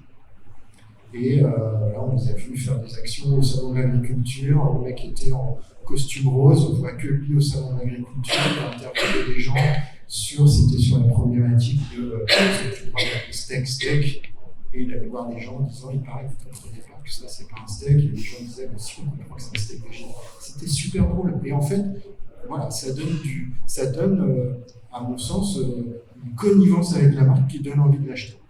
Remettre un peu de légèreté en fait. Oui, eux, ils ont choisi le ton d'humour, ça peut être autre chose, mais eux, tirent la ficelle de l'humour, un peu comme à l'époque Michel et Augustin, ou des gens voilà, qui prennent le contre-pied. Je voyais des exemples aussi, et qui, je ne sais pas si vous mangez des pistaches. Les pistaches ont communiqué très longtemps sur l'apéro, et à un moment, là je pense qu'ils ont un problème de vente.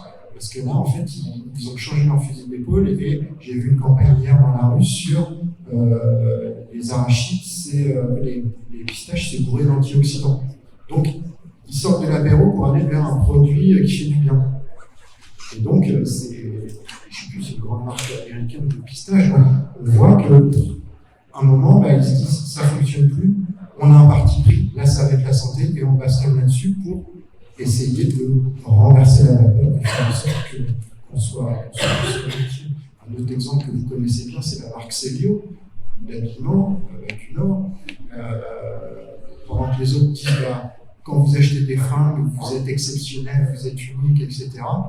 Eux ont pris le parti pris de dire à leurs consommateurs, quand vous venez chez nous, be normal, soyez normaux. Et donc c'est un positionnement, ils disent quelque chose de différent. Et du coup, on est là.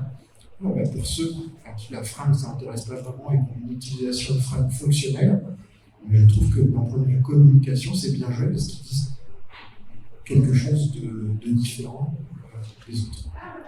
Alors, je vais aborder une dernière petite question, puis après, on a du temps pour les questions, donc n'hésitez pas, parce que vous avez été très efficace, donc en fait, c'est bien et en même temps c'est bien parce qu'on a plein de temps, du coup. Mais un dernier truc, c'est par rapport à la GMS, la grande et moyenne surface, parce que c'est quand même le lieu principalement où les gens achètent bio. Il y a une question qui se pose, j'ai l'impression de plus en plus, c'est est-ce qu'on continue d'avoir des rayons bio ? Est-ce qu'on ne se dit pas, en fait, finalement, est-ce qu'on ne mettrait pas nos produits au milieu des autres et comme ça, on repousse à l'achat plaisir, un peu compulsif, grâce à un très beau packaging ou justement de l'humour. Est-ce que ça fonctionnerait mieux selon vous, peut-être ?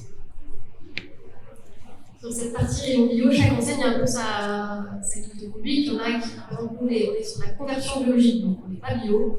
Vous êtes dans quel rayon bio ? Et en termes de rayon, c'est un peu compliqué, parce qu'il y a certaines marques, certaines enseignes qui vont vous mettre dans les rayons bio, avec des marques bio, et d'autres qui vont mettre dans le conventionnel. Mais c'est vrai que ce qu'on voit aujourd'hui, ce qui fonctionne mieux, c'est plutôt, c'est plutôt quand on est mixé avec les autres produits, parce que je pense qu'avoir ce rayon à part entière, c'est intéressant parce que pour les gens qui sont convaincus, ils nous retrouvent facilement. Après, ça entretient peut-être un petit peu ce clivage de dire la bio, c'est à part dans la vie, c'est une marque à part, elle a un fonctionnement à part, elle ne peut pas être mélangée aux autres outils de consommation, aux produits de consommation quotidienne. Donc peut-être que ce rayon qui apparaît souvent avec des produits diététiques qui ne sont pas forcément les produits les plus fun, comme on disait tout à l'heure, ça entretient cette idée de secteur qui est un peu clivant et un peu en marge de la société. Exemple sur ça, sur le rayonnage ? Pas vraiment compétent pour répondre à cette question, parce que c'est du pur marketing, c'est du retail. Et en tant que consommateur, En tant que consommateur, moi j'aime bien que mes produits bio soient au même niveau que les autres. C'est-à-dire, et presque je l'achète. Après, je suis un peu déformé parce que j'aime bien les histoires de marque, parce que c'est mon métier. Et donc, souvent, je préfère une marque parce qu'elle a une histoire plus intéressante que l'autre. Ça, c'est, je pense, ma pratique personnelle. Mais je suis un peu. Moi, je suis de l'avis, on en parlait dans la voiture en venant, de désanctuariser un peu le bio et de le faire aller dans la vie. Et puis dans son rayon un peu austère, qui sent la quoi? Qui sent la grande surface bio. Et à un moment, voilà, le bio, ce sont des produits, et on a envie qu'ils soient des produits qui, comme les autres, finalement, qui ont des histoires comme les autres. J'imagine que ça va faire réagir. Est-ce qu'il y a des questions, du coup? Alors, on va faire monter tout en haut.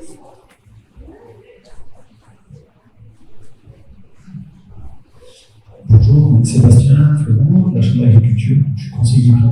Je suis énormément agriculteur bio. C'est super intéressant, mais je suis beaucoup sur le terrain. Moi, on peut faire toute la communication du monde si on veut. S'il n'y a pas l'éducation à la base, c'est mort. Et c'est là où on est de la guerre, c'est l'éducation. Si les gens ne sont pas éduqués, les jeunes, c'est compliqué. C'est un peu, des fois, j'ai l'impression qu'on est un peu Don Quichotte. Vous savez, c'est pas avec le monde. Vous pouvez faire des super images, des super pubs, si les gens ne sont pas éduqués. Je ne vais pas dire un coup d'épée dans l'eau, mais presque. Vous en pensez quoi? Est-ce que ça peut aussi passer par ça Est-ce que la campagne du bio, ça peut aussi passer par l'école, en gros, concrètement? D'un point de vue de communication, ça peut se faire, ça? Oui, enfin, c'est assez connu. Il y a des cas, justement, de lobby laitier qui avaient éduqué nos enfants dans les écoles. Alors, ça a été décrié à un moment. Effectivement, si vous avez une éducation bio à l'école, ça pourrait être une manière aussi. La communication, vous avez tout à fait raison, elle ne peut pas tout résoudre. Nous, notre rôle, c'est souvent ce qu'on dit, c'est une campagne comme celle-ci, elle sert à faire passer la porte. On dit juste c'est une invitation finalement. Ensuite, aux marques, quand même, de réussir à convaincre. Donc effectivement, vous avez raison, tout est complémentaire en fait.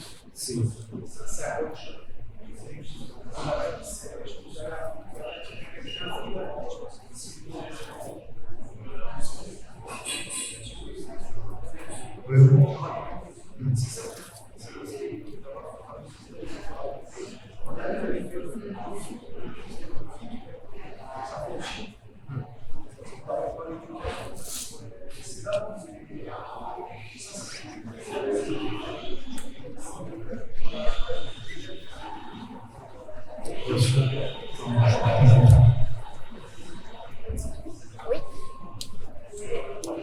Je suis assez d'accord sur la partie éducation, en effet. Il y a des choses super, en tout cas, qui peuvent être données par les institutions, etc., avec les écoles, en tout cas les marques. Et je pense que c'est une bonne chose, pas accès aux écoles. Ce serait problématique si c'était le cas. Mais en effet, il faut vraiment qu'on ait une vision hyper long terme. Et c'est vrai qu'aujourd'hui, on a un peu tendance à se dire on va s'intéresser aux personnes qui ont le pouvoir d'achat et du coup faire de la communication pour ceux qui on est sûr pourront aller acheter des produits bio. Or, on parlait justement de déregardiser le bio. Quelqu'un qui regarde, c'est quelqu'un qui ne suit pas les tendances, et les personnes qui font les tendances, c'est aussi les personnes qui sont un peu plus jeunes, c'est 20-35 ans. Et je pense qu'en effet, il faut essayer d'investir sur le long terme et faire les communications sur les personnes qui peut-être n'achètent pas de bio aujourd'hui parce qu'ils n'ont pas le portefeuille, parce qu'ils sont à l'école, mais c'est vraiment les consommateurs qui vont arriver demain, et c'est garantir en effet quelque chose un peu plus long terme. Il y avait une question là. Ma question porte sur la crise que traverse actuellement la bio dans son ensemble. D'après vous, si on met de côté la question du pouvoir d'achat, est-ce que les acteurs de la bio ont involontairement créé eux-mêmes cette crise par leur façon de communiquer? Autrement, est-ce que vous diriez que la façon dont on a communiqué n'a pas été à la hauteur et du coup, les clients sont un peu tournés le dos? En gros, est-ce qu'ils sont un peu responsables? C'est ça. Est-ce que vous êtes en partie responsable?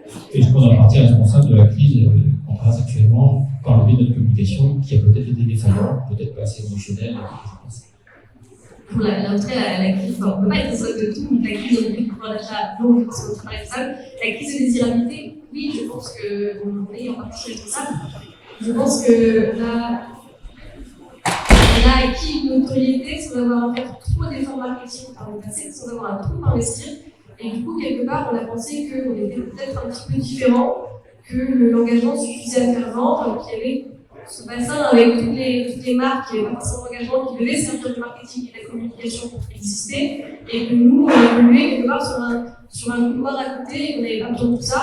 Aujourd'hui, on se rend compte que c'est pas le cas, que les problématiques qu'on rencontre, qui sont des problématiques de désirabilité, de notoriété, de fidélité, de tout dans un environnement concurrentiel qui est en mouvement, c'est des thématiques qui sont assez banales finalement pour l'entreprise, et je pense que c'est ce que tu rencontres tous les jours.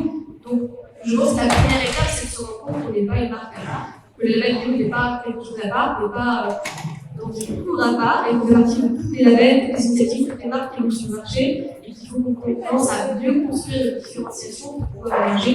Et la première étape, c'est de se rendre compte que le marketing et la communication, c'est un outil, et c'est pas les uns les autres.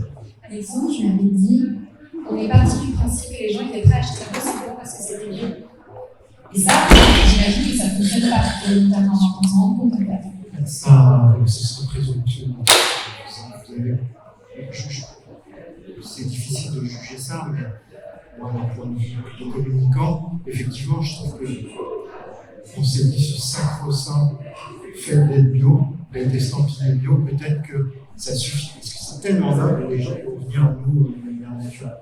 Et j'en reviens à ce que je disais tout à l'heure, c'est que peut-être que ces marques, elles n'ont pas su créer un surplus de storytelling, de raconter leurs vraies histoires. Et on s'est dit, le fait d'être bio, ça suffit. Et en fait, et les gens reviennent encore à ce que je disais tout à l'heure, les gens réagissent à l'émotion, ils réagissent aux histoires qui sont singulières. Et donc, à mon avis, il faut raconter ces histoires singulières. En plus, elles sont passionnantes dans ce que vous faites. L'histoire de transition est passionnante, c'est l'un des cas que je connais le mieux. Mais il faut raconter ça. Il faut raconter ça. Et moi, je pense que justement, ça peut avoir un superbe effet. Et prendre aussi un peu de recul sur les marques. Rire avec ce qu'on fait, avoir un peu d'autodérision aussi, je pense que ça peut faire du bien. À mon avis, une filière en communication qui est très sérieuse. C'est une bonne question. C'est une question aussi dans la culture du savoir. Moi, j'avais une question par rapport justement à la communication, ce que devrait faire le pouvoir public, parce qu'aujourd'hui, on parle de transition, notre rôle, c'est de voir contrairement votre marque, de la faire connaître du grand public et de faire en sorte qu'il y ait des consommateurs. Donc oui, c'est un workshop qui amènera sûrement à avoir d'autres supports de communication et peut-être une suite, communication dans le métro. Mais pour moi, le pouvoir public aujourd'hui, je vous rejoins en disant qu'il faut recommuniquer sur le RNAB, et ça, on en parle beaucoup, mais il faut aussi parler des externalisations positives, de consommer, de produire RNAB et de consommer.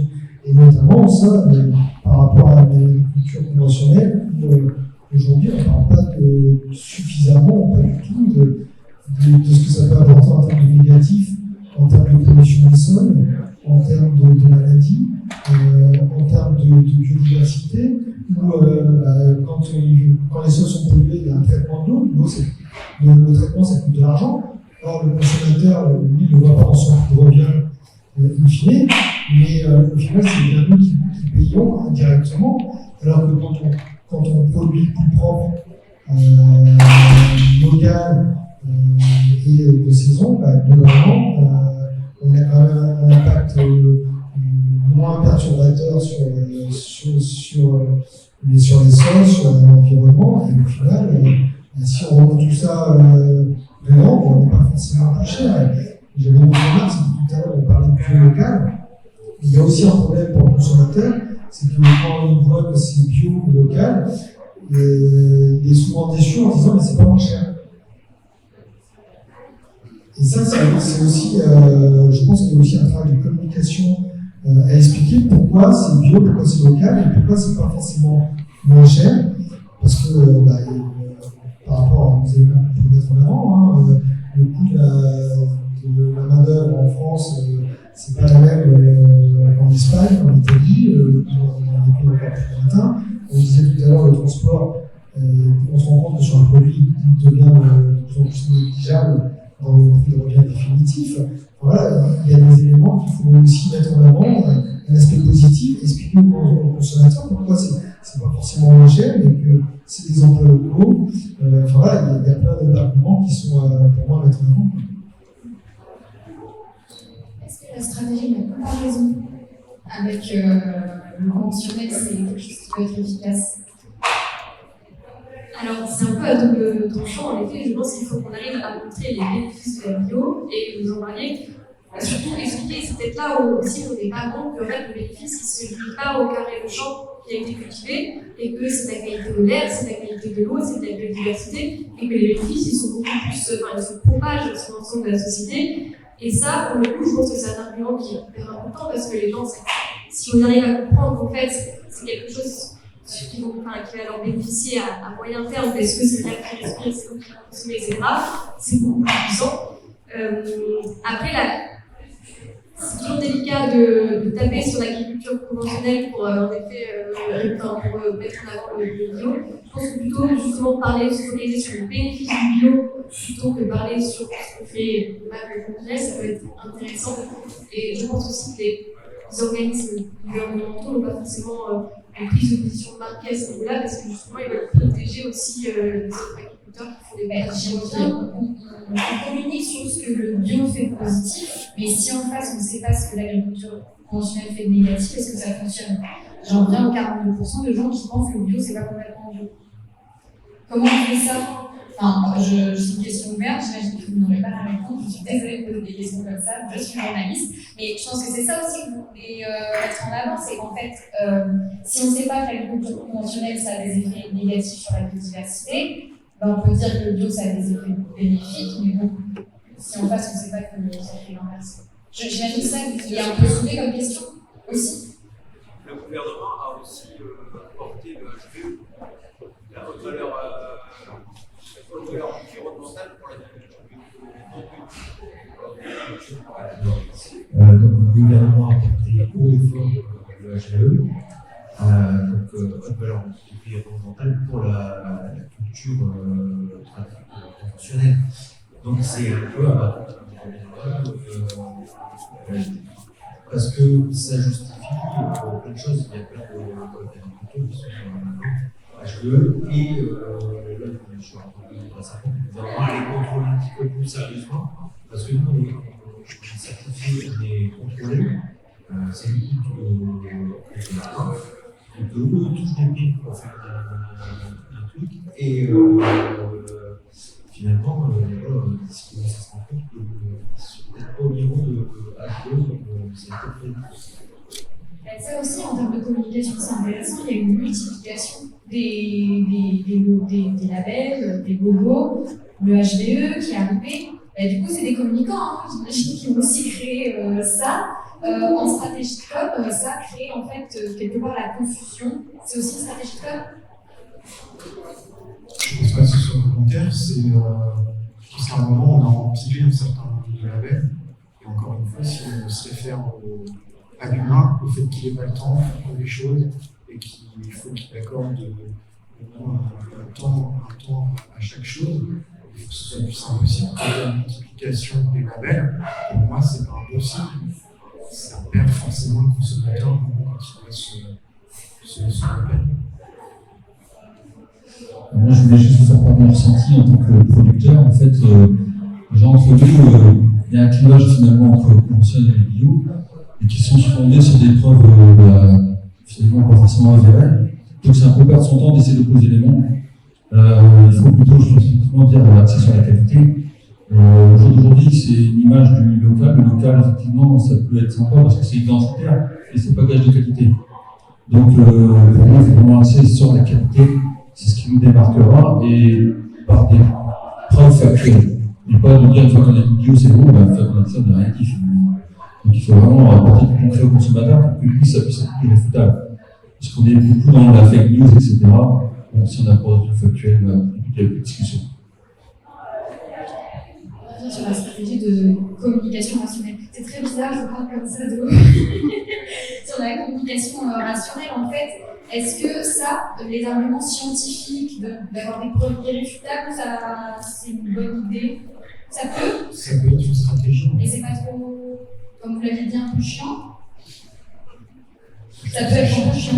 Ouais. Non, mais c'est une plaisanterie. Ça peut, dans un contexte d'un marché, ça peut être une stratégie, c'est-à-dire, à un temps donné, être très rassurant sur les fondamentaux du bio. Ça peut être une stratégie. Et encore une fois, j'ai la conviction que l'humain, il va plus loin que ça. Et qu'il lui faut autre chose qu'un chiffre pour se dire, let's go, j'y vais. C'est vrai que la partie émotionnelle, rationnelle, souvent l'émotionnel c'est une accroche, ce qui fait que les gens, parmi 2000 messages publicitaires qu'ils vont voir par jour, ils vont s'arrêter sur une autre. Et en effet, derrière, il faut qu'il y ait du fond, il faut qu'il y ait des preuves, mais toutes ces preuves scientifiques, il faut qu'on arrive à, justement, tout à l'heure, à synthétiser, ne pas vouloir toutes les mettre, mais choisir le bon chiffre qui parle bien aux gens et peut-être tous le marteler ensemble pour qu'on avance dans la même direction. Et aussi, il faut utiliser, je pense, même si c'est extrêmement scientifique, le sujet dont on parle est sérieux, le cahier des charges est sérieux aussi, mais il faut qu'on arrive à le retranscrire de manière extrêmement claire et que ça parle au grand public, puisque en fait, les gens qu'on a en face de nous, ils n'ont pas tous une culture ou une connaissance très approfondie en agronomie, donc il faut qu'on arrive, sans avoir à simplifier à l'extrême le discours et dire des choses qui sont totalement vers le sol, on peut pouvoir réussir à élever le niveau, mais le faire de manière extrêmement simple et extrêmement accessible pour l'ensemble des Français. Moi, je voulais revenir sur le bio local. Vous l'avez dit tout à l'heure, il y a une marque en région, c'est Véranlor, qui est très connue. Et j'aimerais avoir votre opinion sur l'opportunité, en fait, d'associer des produits bio locaux à cette marque qui s'appelle Véranlor. On dit qu'il ne faut pas multiplier les labels. Est-ce que pour vous, ce serait intéressant pour les consommateurs? Est-ce qu'au contraire, ce serait confusant et ça noirait les produits bio parmi un pool de 1000 produits conventionnels? Quel est votre avis là-dessus? Vous la connaissez, la marque Saveur en Or. Alors, Saveur en Or. Pour ceux qui ne connaîtraient pas, mais je pense que vous connaissez. J'ai le défaut d'être parisien. Ah, mais il n'y a aucun souci, ça arrive, hein, même meilleur. Alors, Saveur en Or, donc c'est une marque, en fait, c'est un label régional qui a été créé il y a 20 ans, donc 20 ans cette année. Il se trouve que j'ai écrit un article dessus hier, donc je suis calée. Et en fait, donc, c'est des produits qu'il faut faire labelliser donc, par eux. Il faut qu'il y ait 80%, pour les produits transformés, je parle, il faut qu'il y ait au moins 80% de la matière première qui soit des Hauts-de-France. Et il y a aussi un test de goût. 80, bah si c'est 80%. Ah bah ils m'ont dit ça, hein. Non mais c'est comme si on avait le drapeau. C'est une marque, par contre, c'est une marque. Vous voyez, c'est précis. Donc il faut faire. Ah ben voilà. Et ben du coup, donc c'est une marque. Il y a un test de goût également qui est réalisé. Et aujourd'hui, il y a énormément de produits. Maintenant, ça a pris vraiment de l'essor. J'ai dû faire une carte avec toutes les entreprises qui sont membres. Ça m'a pris un peu de temps. Et donc, effectivement, dans le lot, il y en a quelques-uns qui font aussi du bio, hein, c'est vrai. Pas beaucoup, mais il y en a qui en font. Est-ce que pour vous, c'est une opportunité? Étant donné que c'est vrai que cette marque, elle est connue dans les Hauts-de-France, est-ce que ça peut être bien d'additionner comme ça deux logos connus par le consommateur? Ou alors on va créer la confusion avec le local encore une fois. Ça peut être bien, en effet, le fait de mettre le logo, ça peut être tout à fait une stratégie qui est intéressante et de pouvoir tirer les parties des deux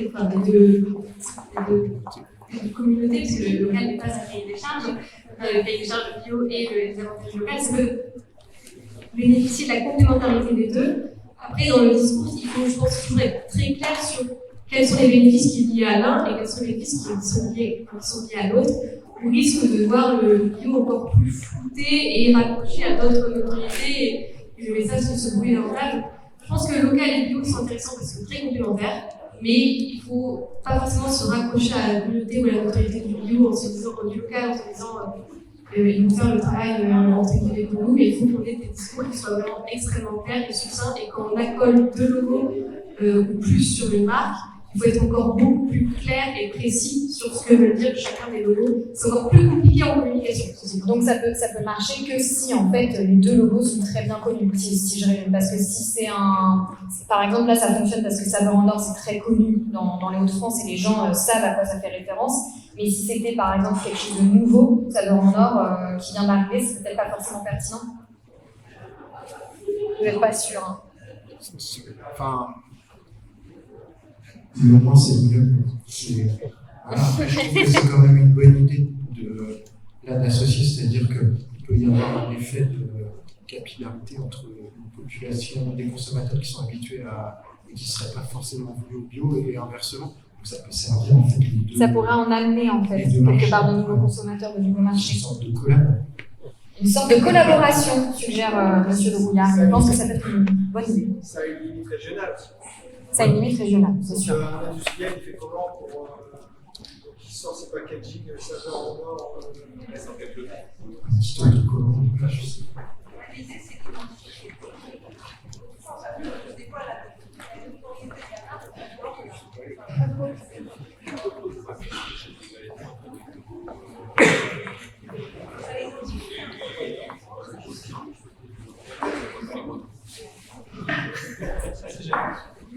Merci, moi je suis directeur de France.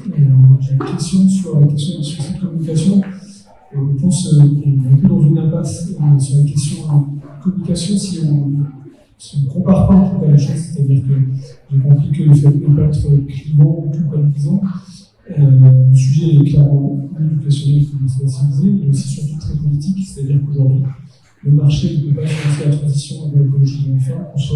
On parle de conversion de la nature logique, toute opération de transition écologique n'est pas rentable d'une économie de marché telle qu'on est aujourd'hui, donc on peut plein de leviers, notamment la politique agricole commune qui fait pas son job.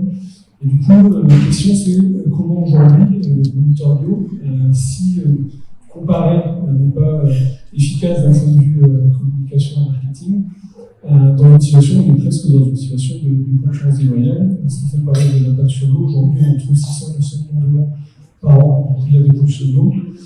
En région, on est dans une, on sera probablement bientôt dans une région où l'eau n'est plus forcément potable et consommable. Et du coup, le coût de dépollution ne peut que croître. Moins d'eau, autour de l'eau, du coup la concentration et du coup l'eau augmente. Du coup, on est dans une situation compliquée, c'est-à-dire qu'on ne peut pas se comparer parce que tout le marketing, c'est pas payant, c'est pas compréhensible. Néanmoins, on est dans une situation de concurrence déloyale. Voilà, c'est un peu l'impasse dans laquelle les producteurs sont et sur le terrain, les producteurs bio, plus ça va, plus ils ont envie d'aller sur une communication très vivante, comme dans le données.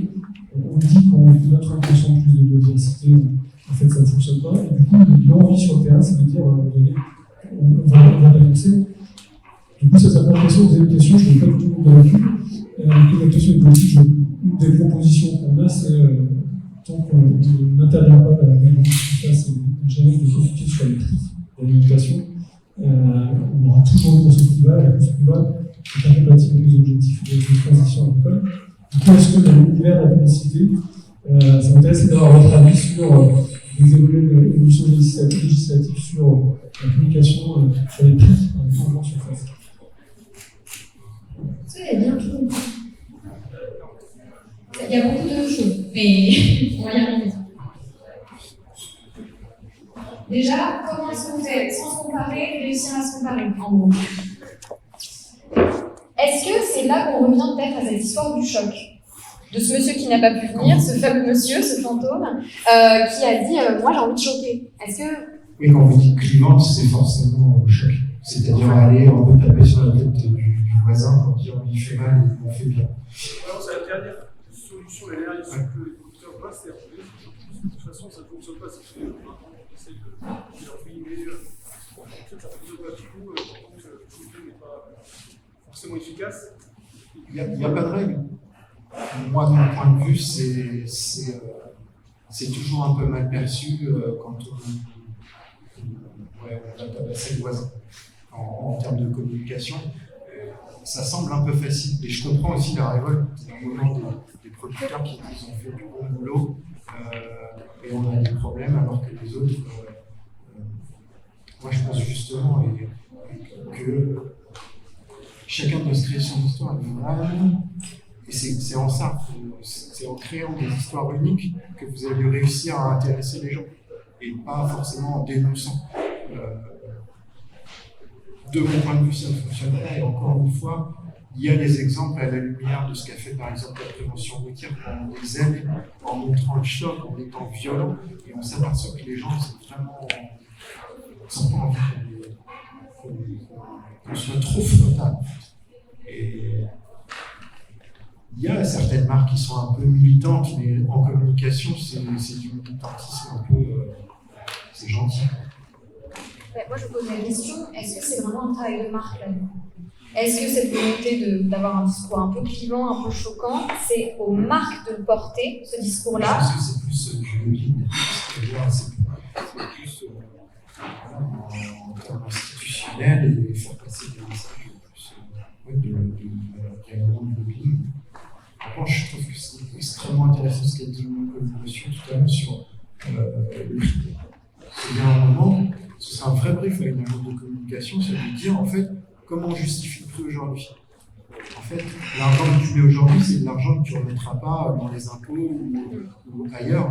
Je trouve qu'il y a un angle qui est hyper intéressant, parce que moi en tant que consommateur, ça me touche. Je me dis, ah ouais, ok, je mets 2 € de plus, mais je n'aurai pas à payer les réparations ou les impôts plus chers parce que l'eau sera polluée. Il y a en tout cas, d'un point de vue stratégique, je trouve que c'est plutôt intéressant. Après, en création, en image, il faudrait y réfléchir, mais il y a un angle que je trouve assez intéressant pour la justification du prix. C'est ce que vous disiez tout à l'heure.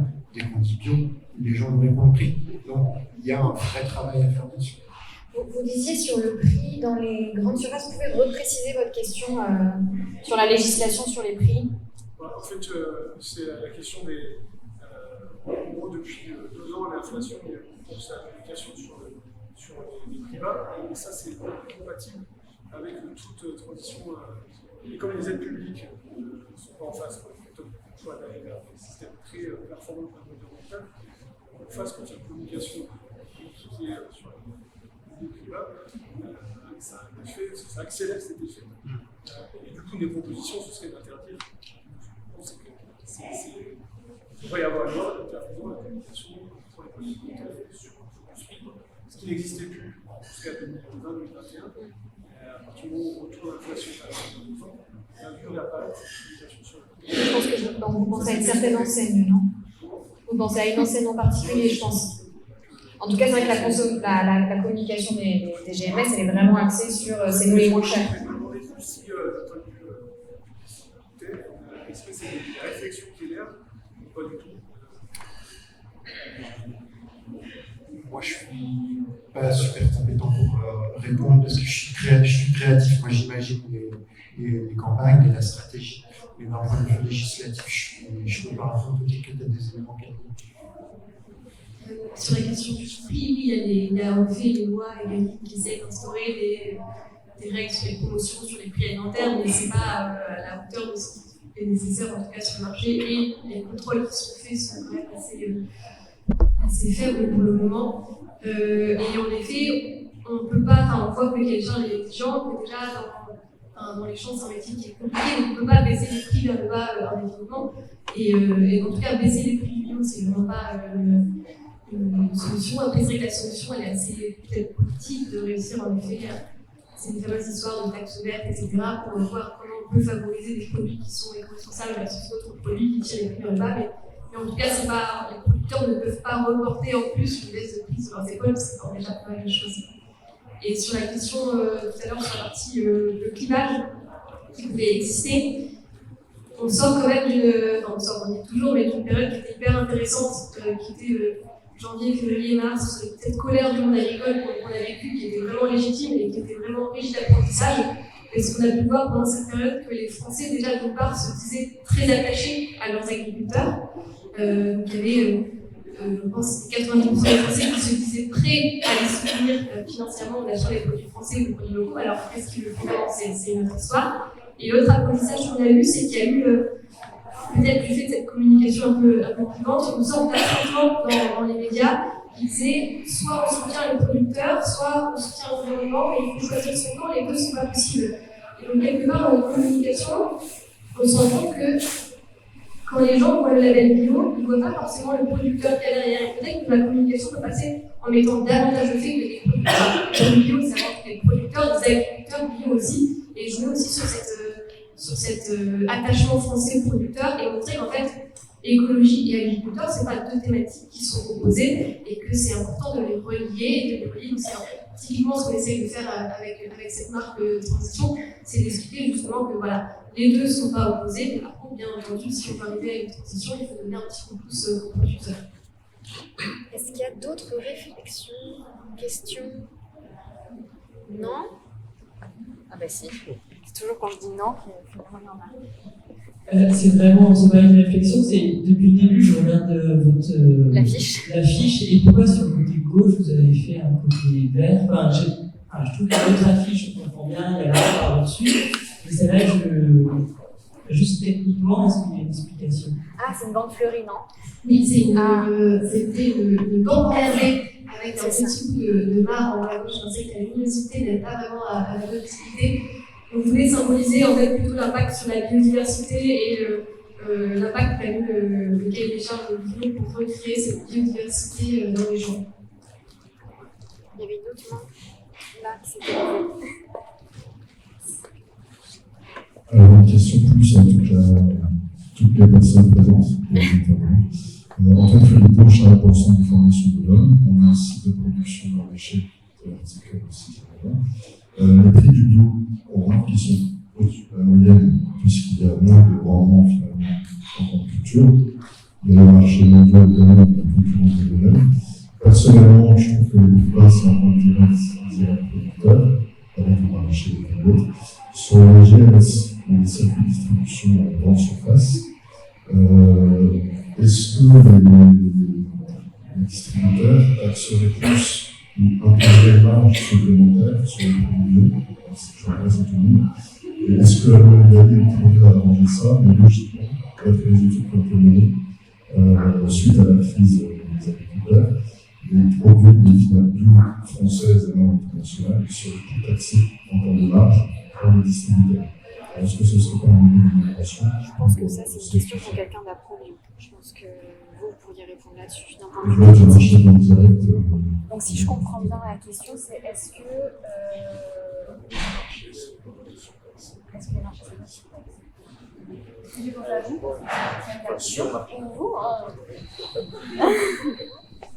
la GMS, la bio a connu des progressions à deux chiffres pendant des années et des années, plus d'une décennie. Donc la GMS a surfé sur la progression de la bio en France, mais si à l'époque, on peut se rendre compte qu'il y avait quand même beaucoup de produits bio GMS qui étaient quand même, notamment Fusécube, qui étaient des produits qui venaient d'étrangers.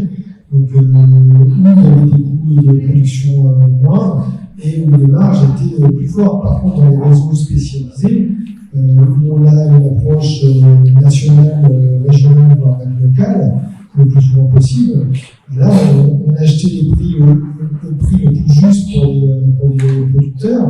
Et de ce fait-là, les marges sont restées toujours raisonnables. Mais du coup, cette image-là qu'a apporté la GMS n'a fait que dégrader l'image pour le consommateur. Et on parlait tout à l'heure dans GMS, pourquoi est-ce qu'il y a des intérêts et pourquoi les corners bio disparaissent.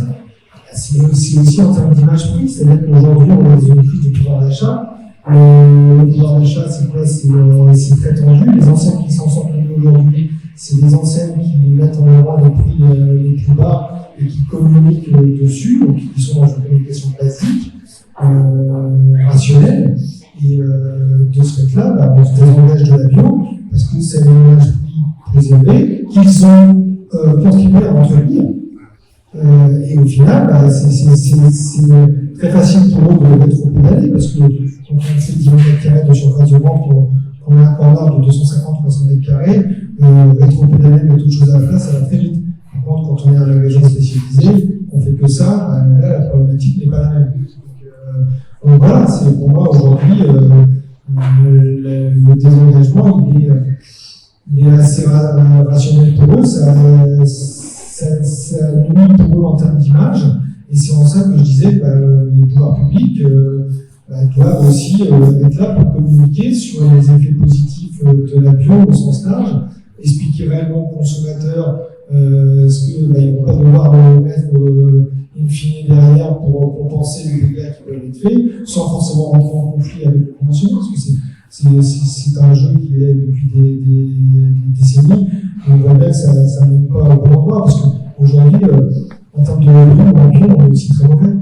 Donc, on travaille avec les instances nationales pour essayer d'améliorer les choses, mais on est très mauvais, que ce soit en pays, que ce soit vis-à-vis quand il s'agit de s'adresser à des députés, à des sénateurs qui décident qui doivent le voir. Aujourd'hui, on a un déséquilibre énorme. Donc, c'est sur tous ces aspects qu'il faut avancer. D'un point de vue politique, ce que vous demandiez, c'était est-ce que finalement on ne peut pas aussi taxer plus ce qui vient de l'étranger? Est-ce que les lois Egalim peuvent venir corriger en fait cette différence de prix avec des taxations différentes en fonction des produits, quoi? Après, ça s'appelle du protectionnisme. Ouais. Donc, en Europe, on ne fait pas ce qu'on veut plus, parce que si on se met à mettre des taxes sur tout, au final, on va se renfermer sur soi-même. Ah oui. Et pour surveiller les marges excessives, encore faut-il avoir une transparence. Et ça, aujourd'hui, il y a aucun distributeur qui va donner une transparence sur les marges. Quand on parle, quand on dit qu'on vend à marge zéro, c'est marge zéro plus les coûts réels qu'a le distributeur. Donc, il ne fait pas de marge au-delà de ça. Donc, c'est pas déjà une marge zéro. Mais au final, il n'y a aucun distributeur qui a envie de donner une transparence, ni les industriels. Hein. Attention, donc, à part quand on entend le gouvernement dire on va insister, on va mettre de la pression, mais aujourd'hui, quand vous êtes un industriel, un distributeur, vous êtes une entreprise privée, vous gérez votre politique prix-marché comme vous le souhaitez, c'est pas le gouvernement qui paye les salaires à la fin du mois. Donc, le débat, il peut être sans fin sur le débat. Est-ce qu'il y a d'autres questions, réflexions? Oui, moi je voulais juste ajouter une positive dans une ambiance assez morose, c'est que, on a quand même de la chance, parce qu'on connaît les valeurs des produits bio, on connaît les multiples intérêts de l'agriculture biologique, et je sais pas vous, mais j'aimerais pas être au réunion qui se tient en ce moment même, où des personnes très compétentes doivent essayer de vendre du suivi. Nous, on a de la chance de défendre des produits de qualité qui ont des multiples aspects positifs, des externalités positives. On a des réponses multiples aux enjeux environnementaux et il faut se saisir de cette chance-là et garder la motivation. Je pense que c'est une bonne conclusion. C'est une très bonne conclusion. Merci beaucoup. Et bien, du coup, si j'ai bien compris, la suite, c'est il y a re à manger, je crois. Voilà. Donc, écoutez, merci beaucoup de nous avoir écoutés. Justement, je crois qu'elle a été captée, donc je vais la regarder.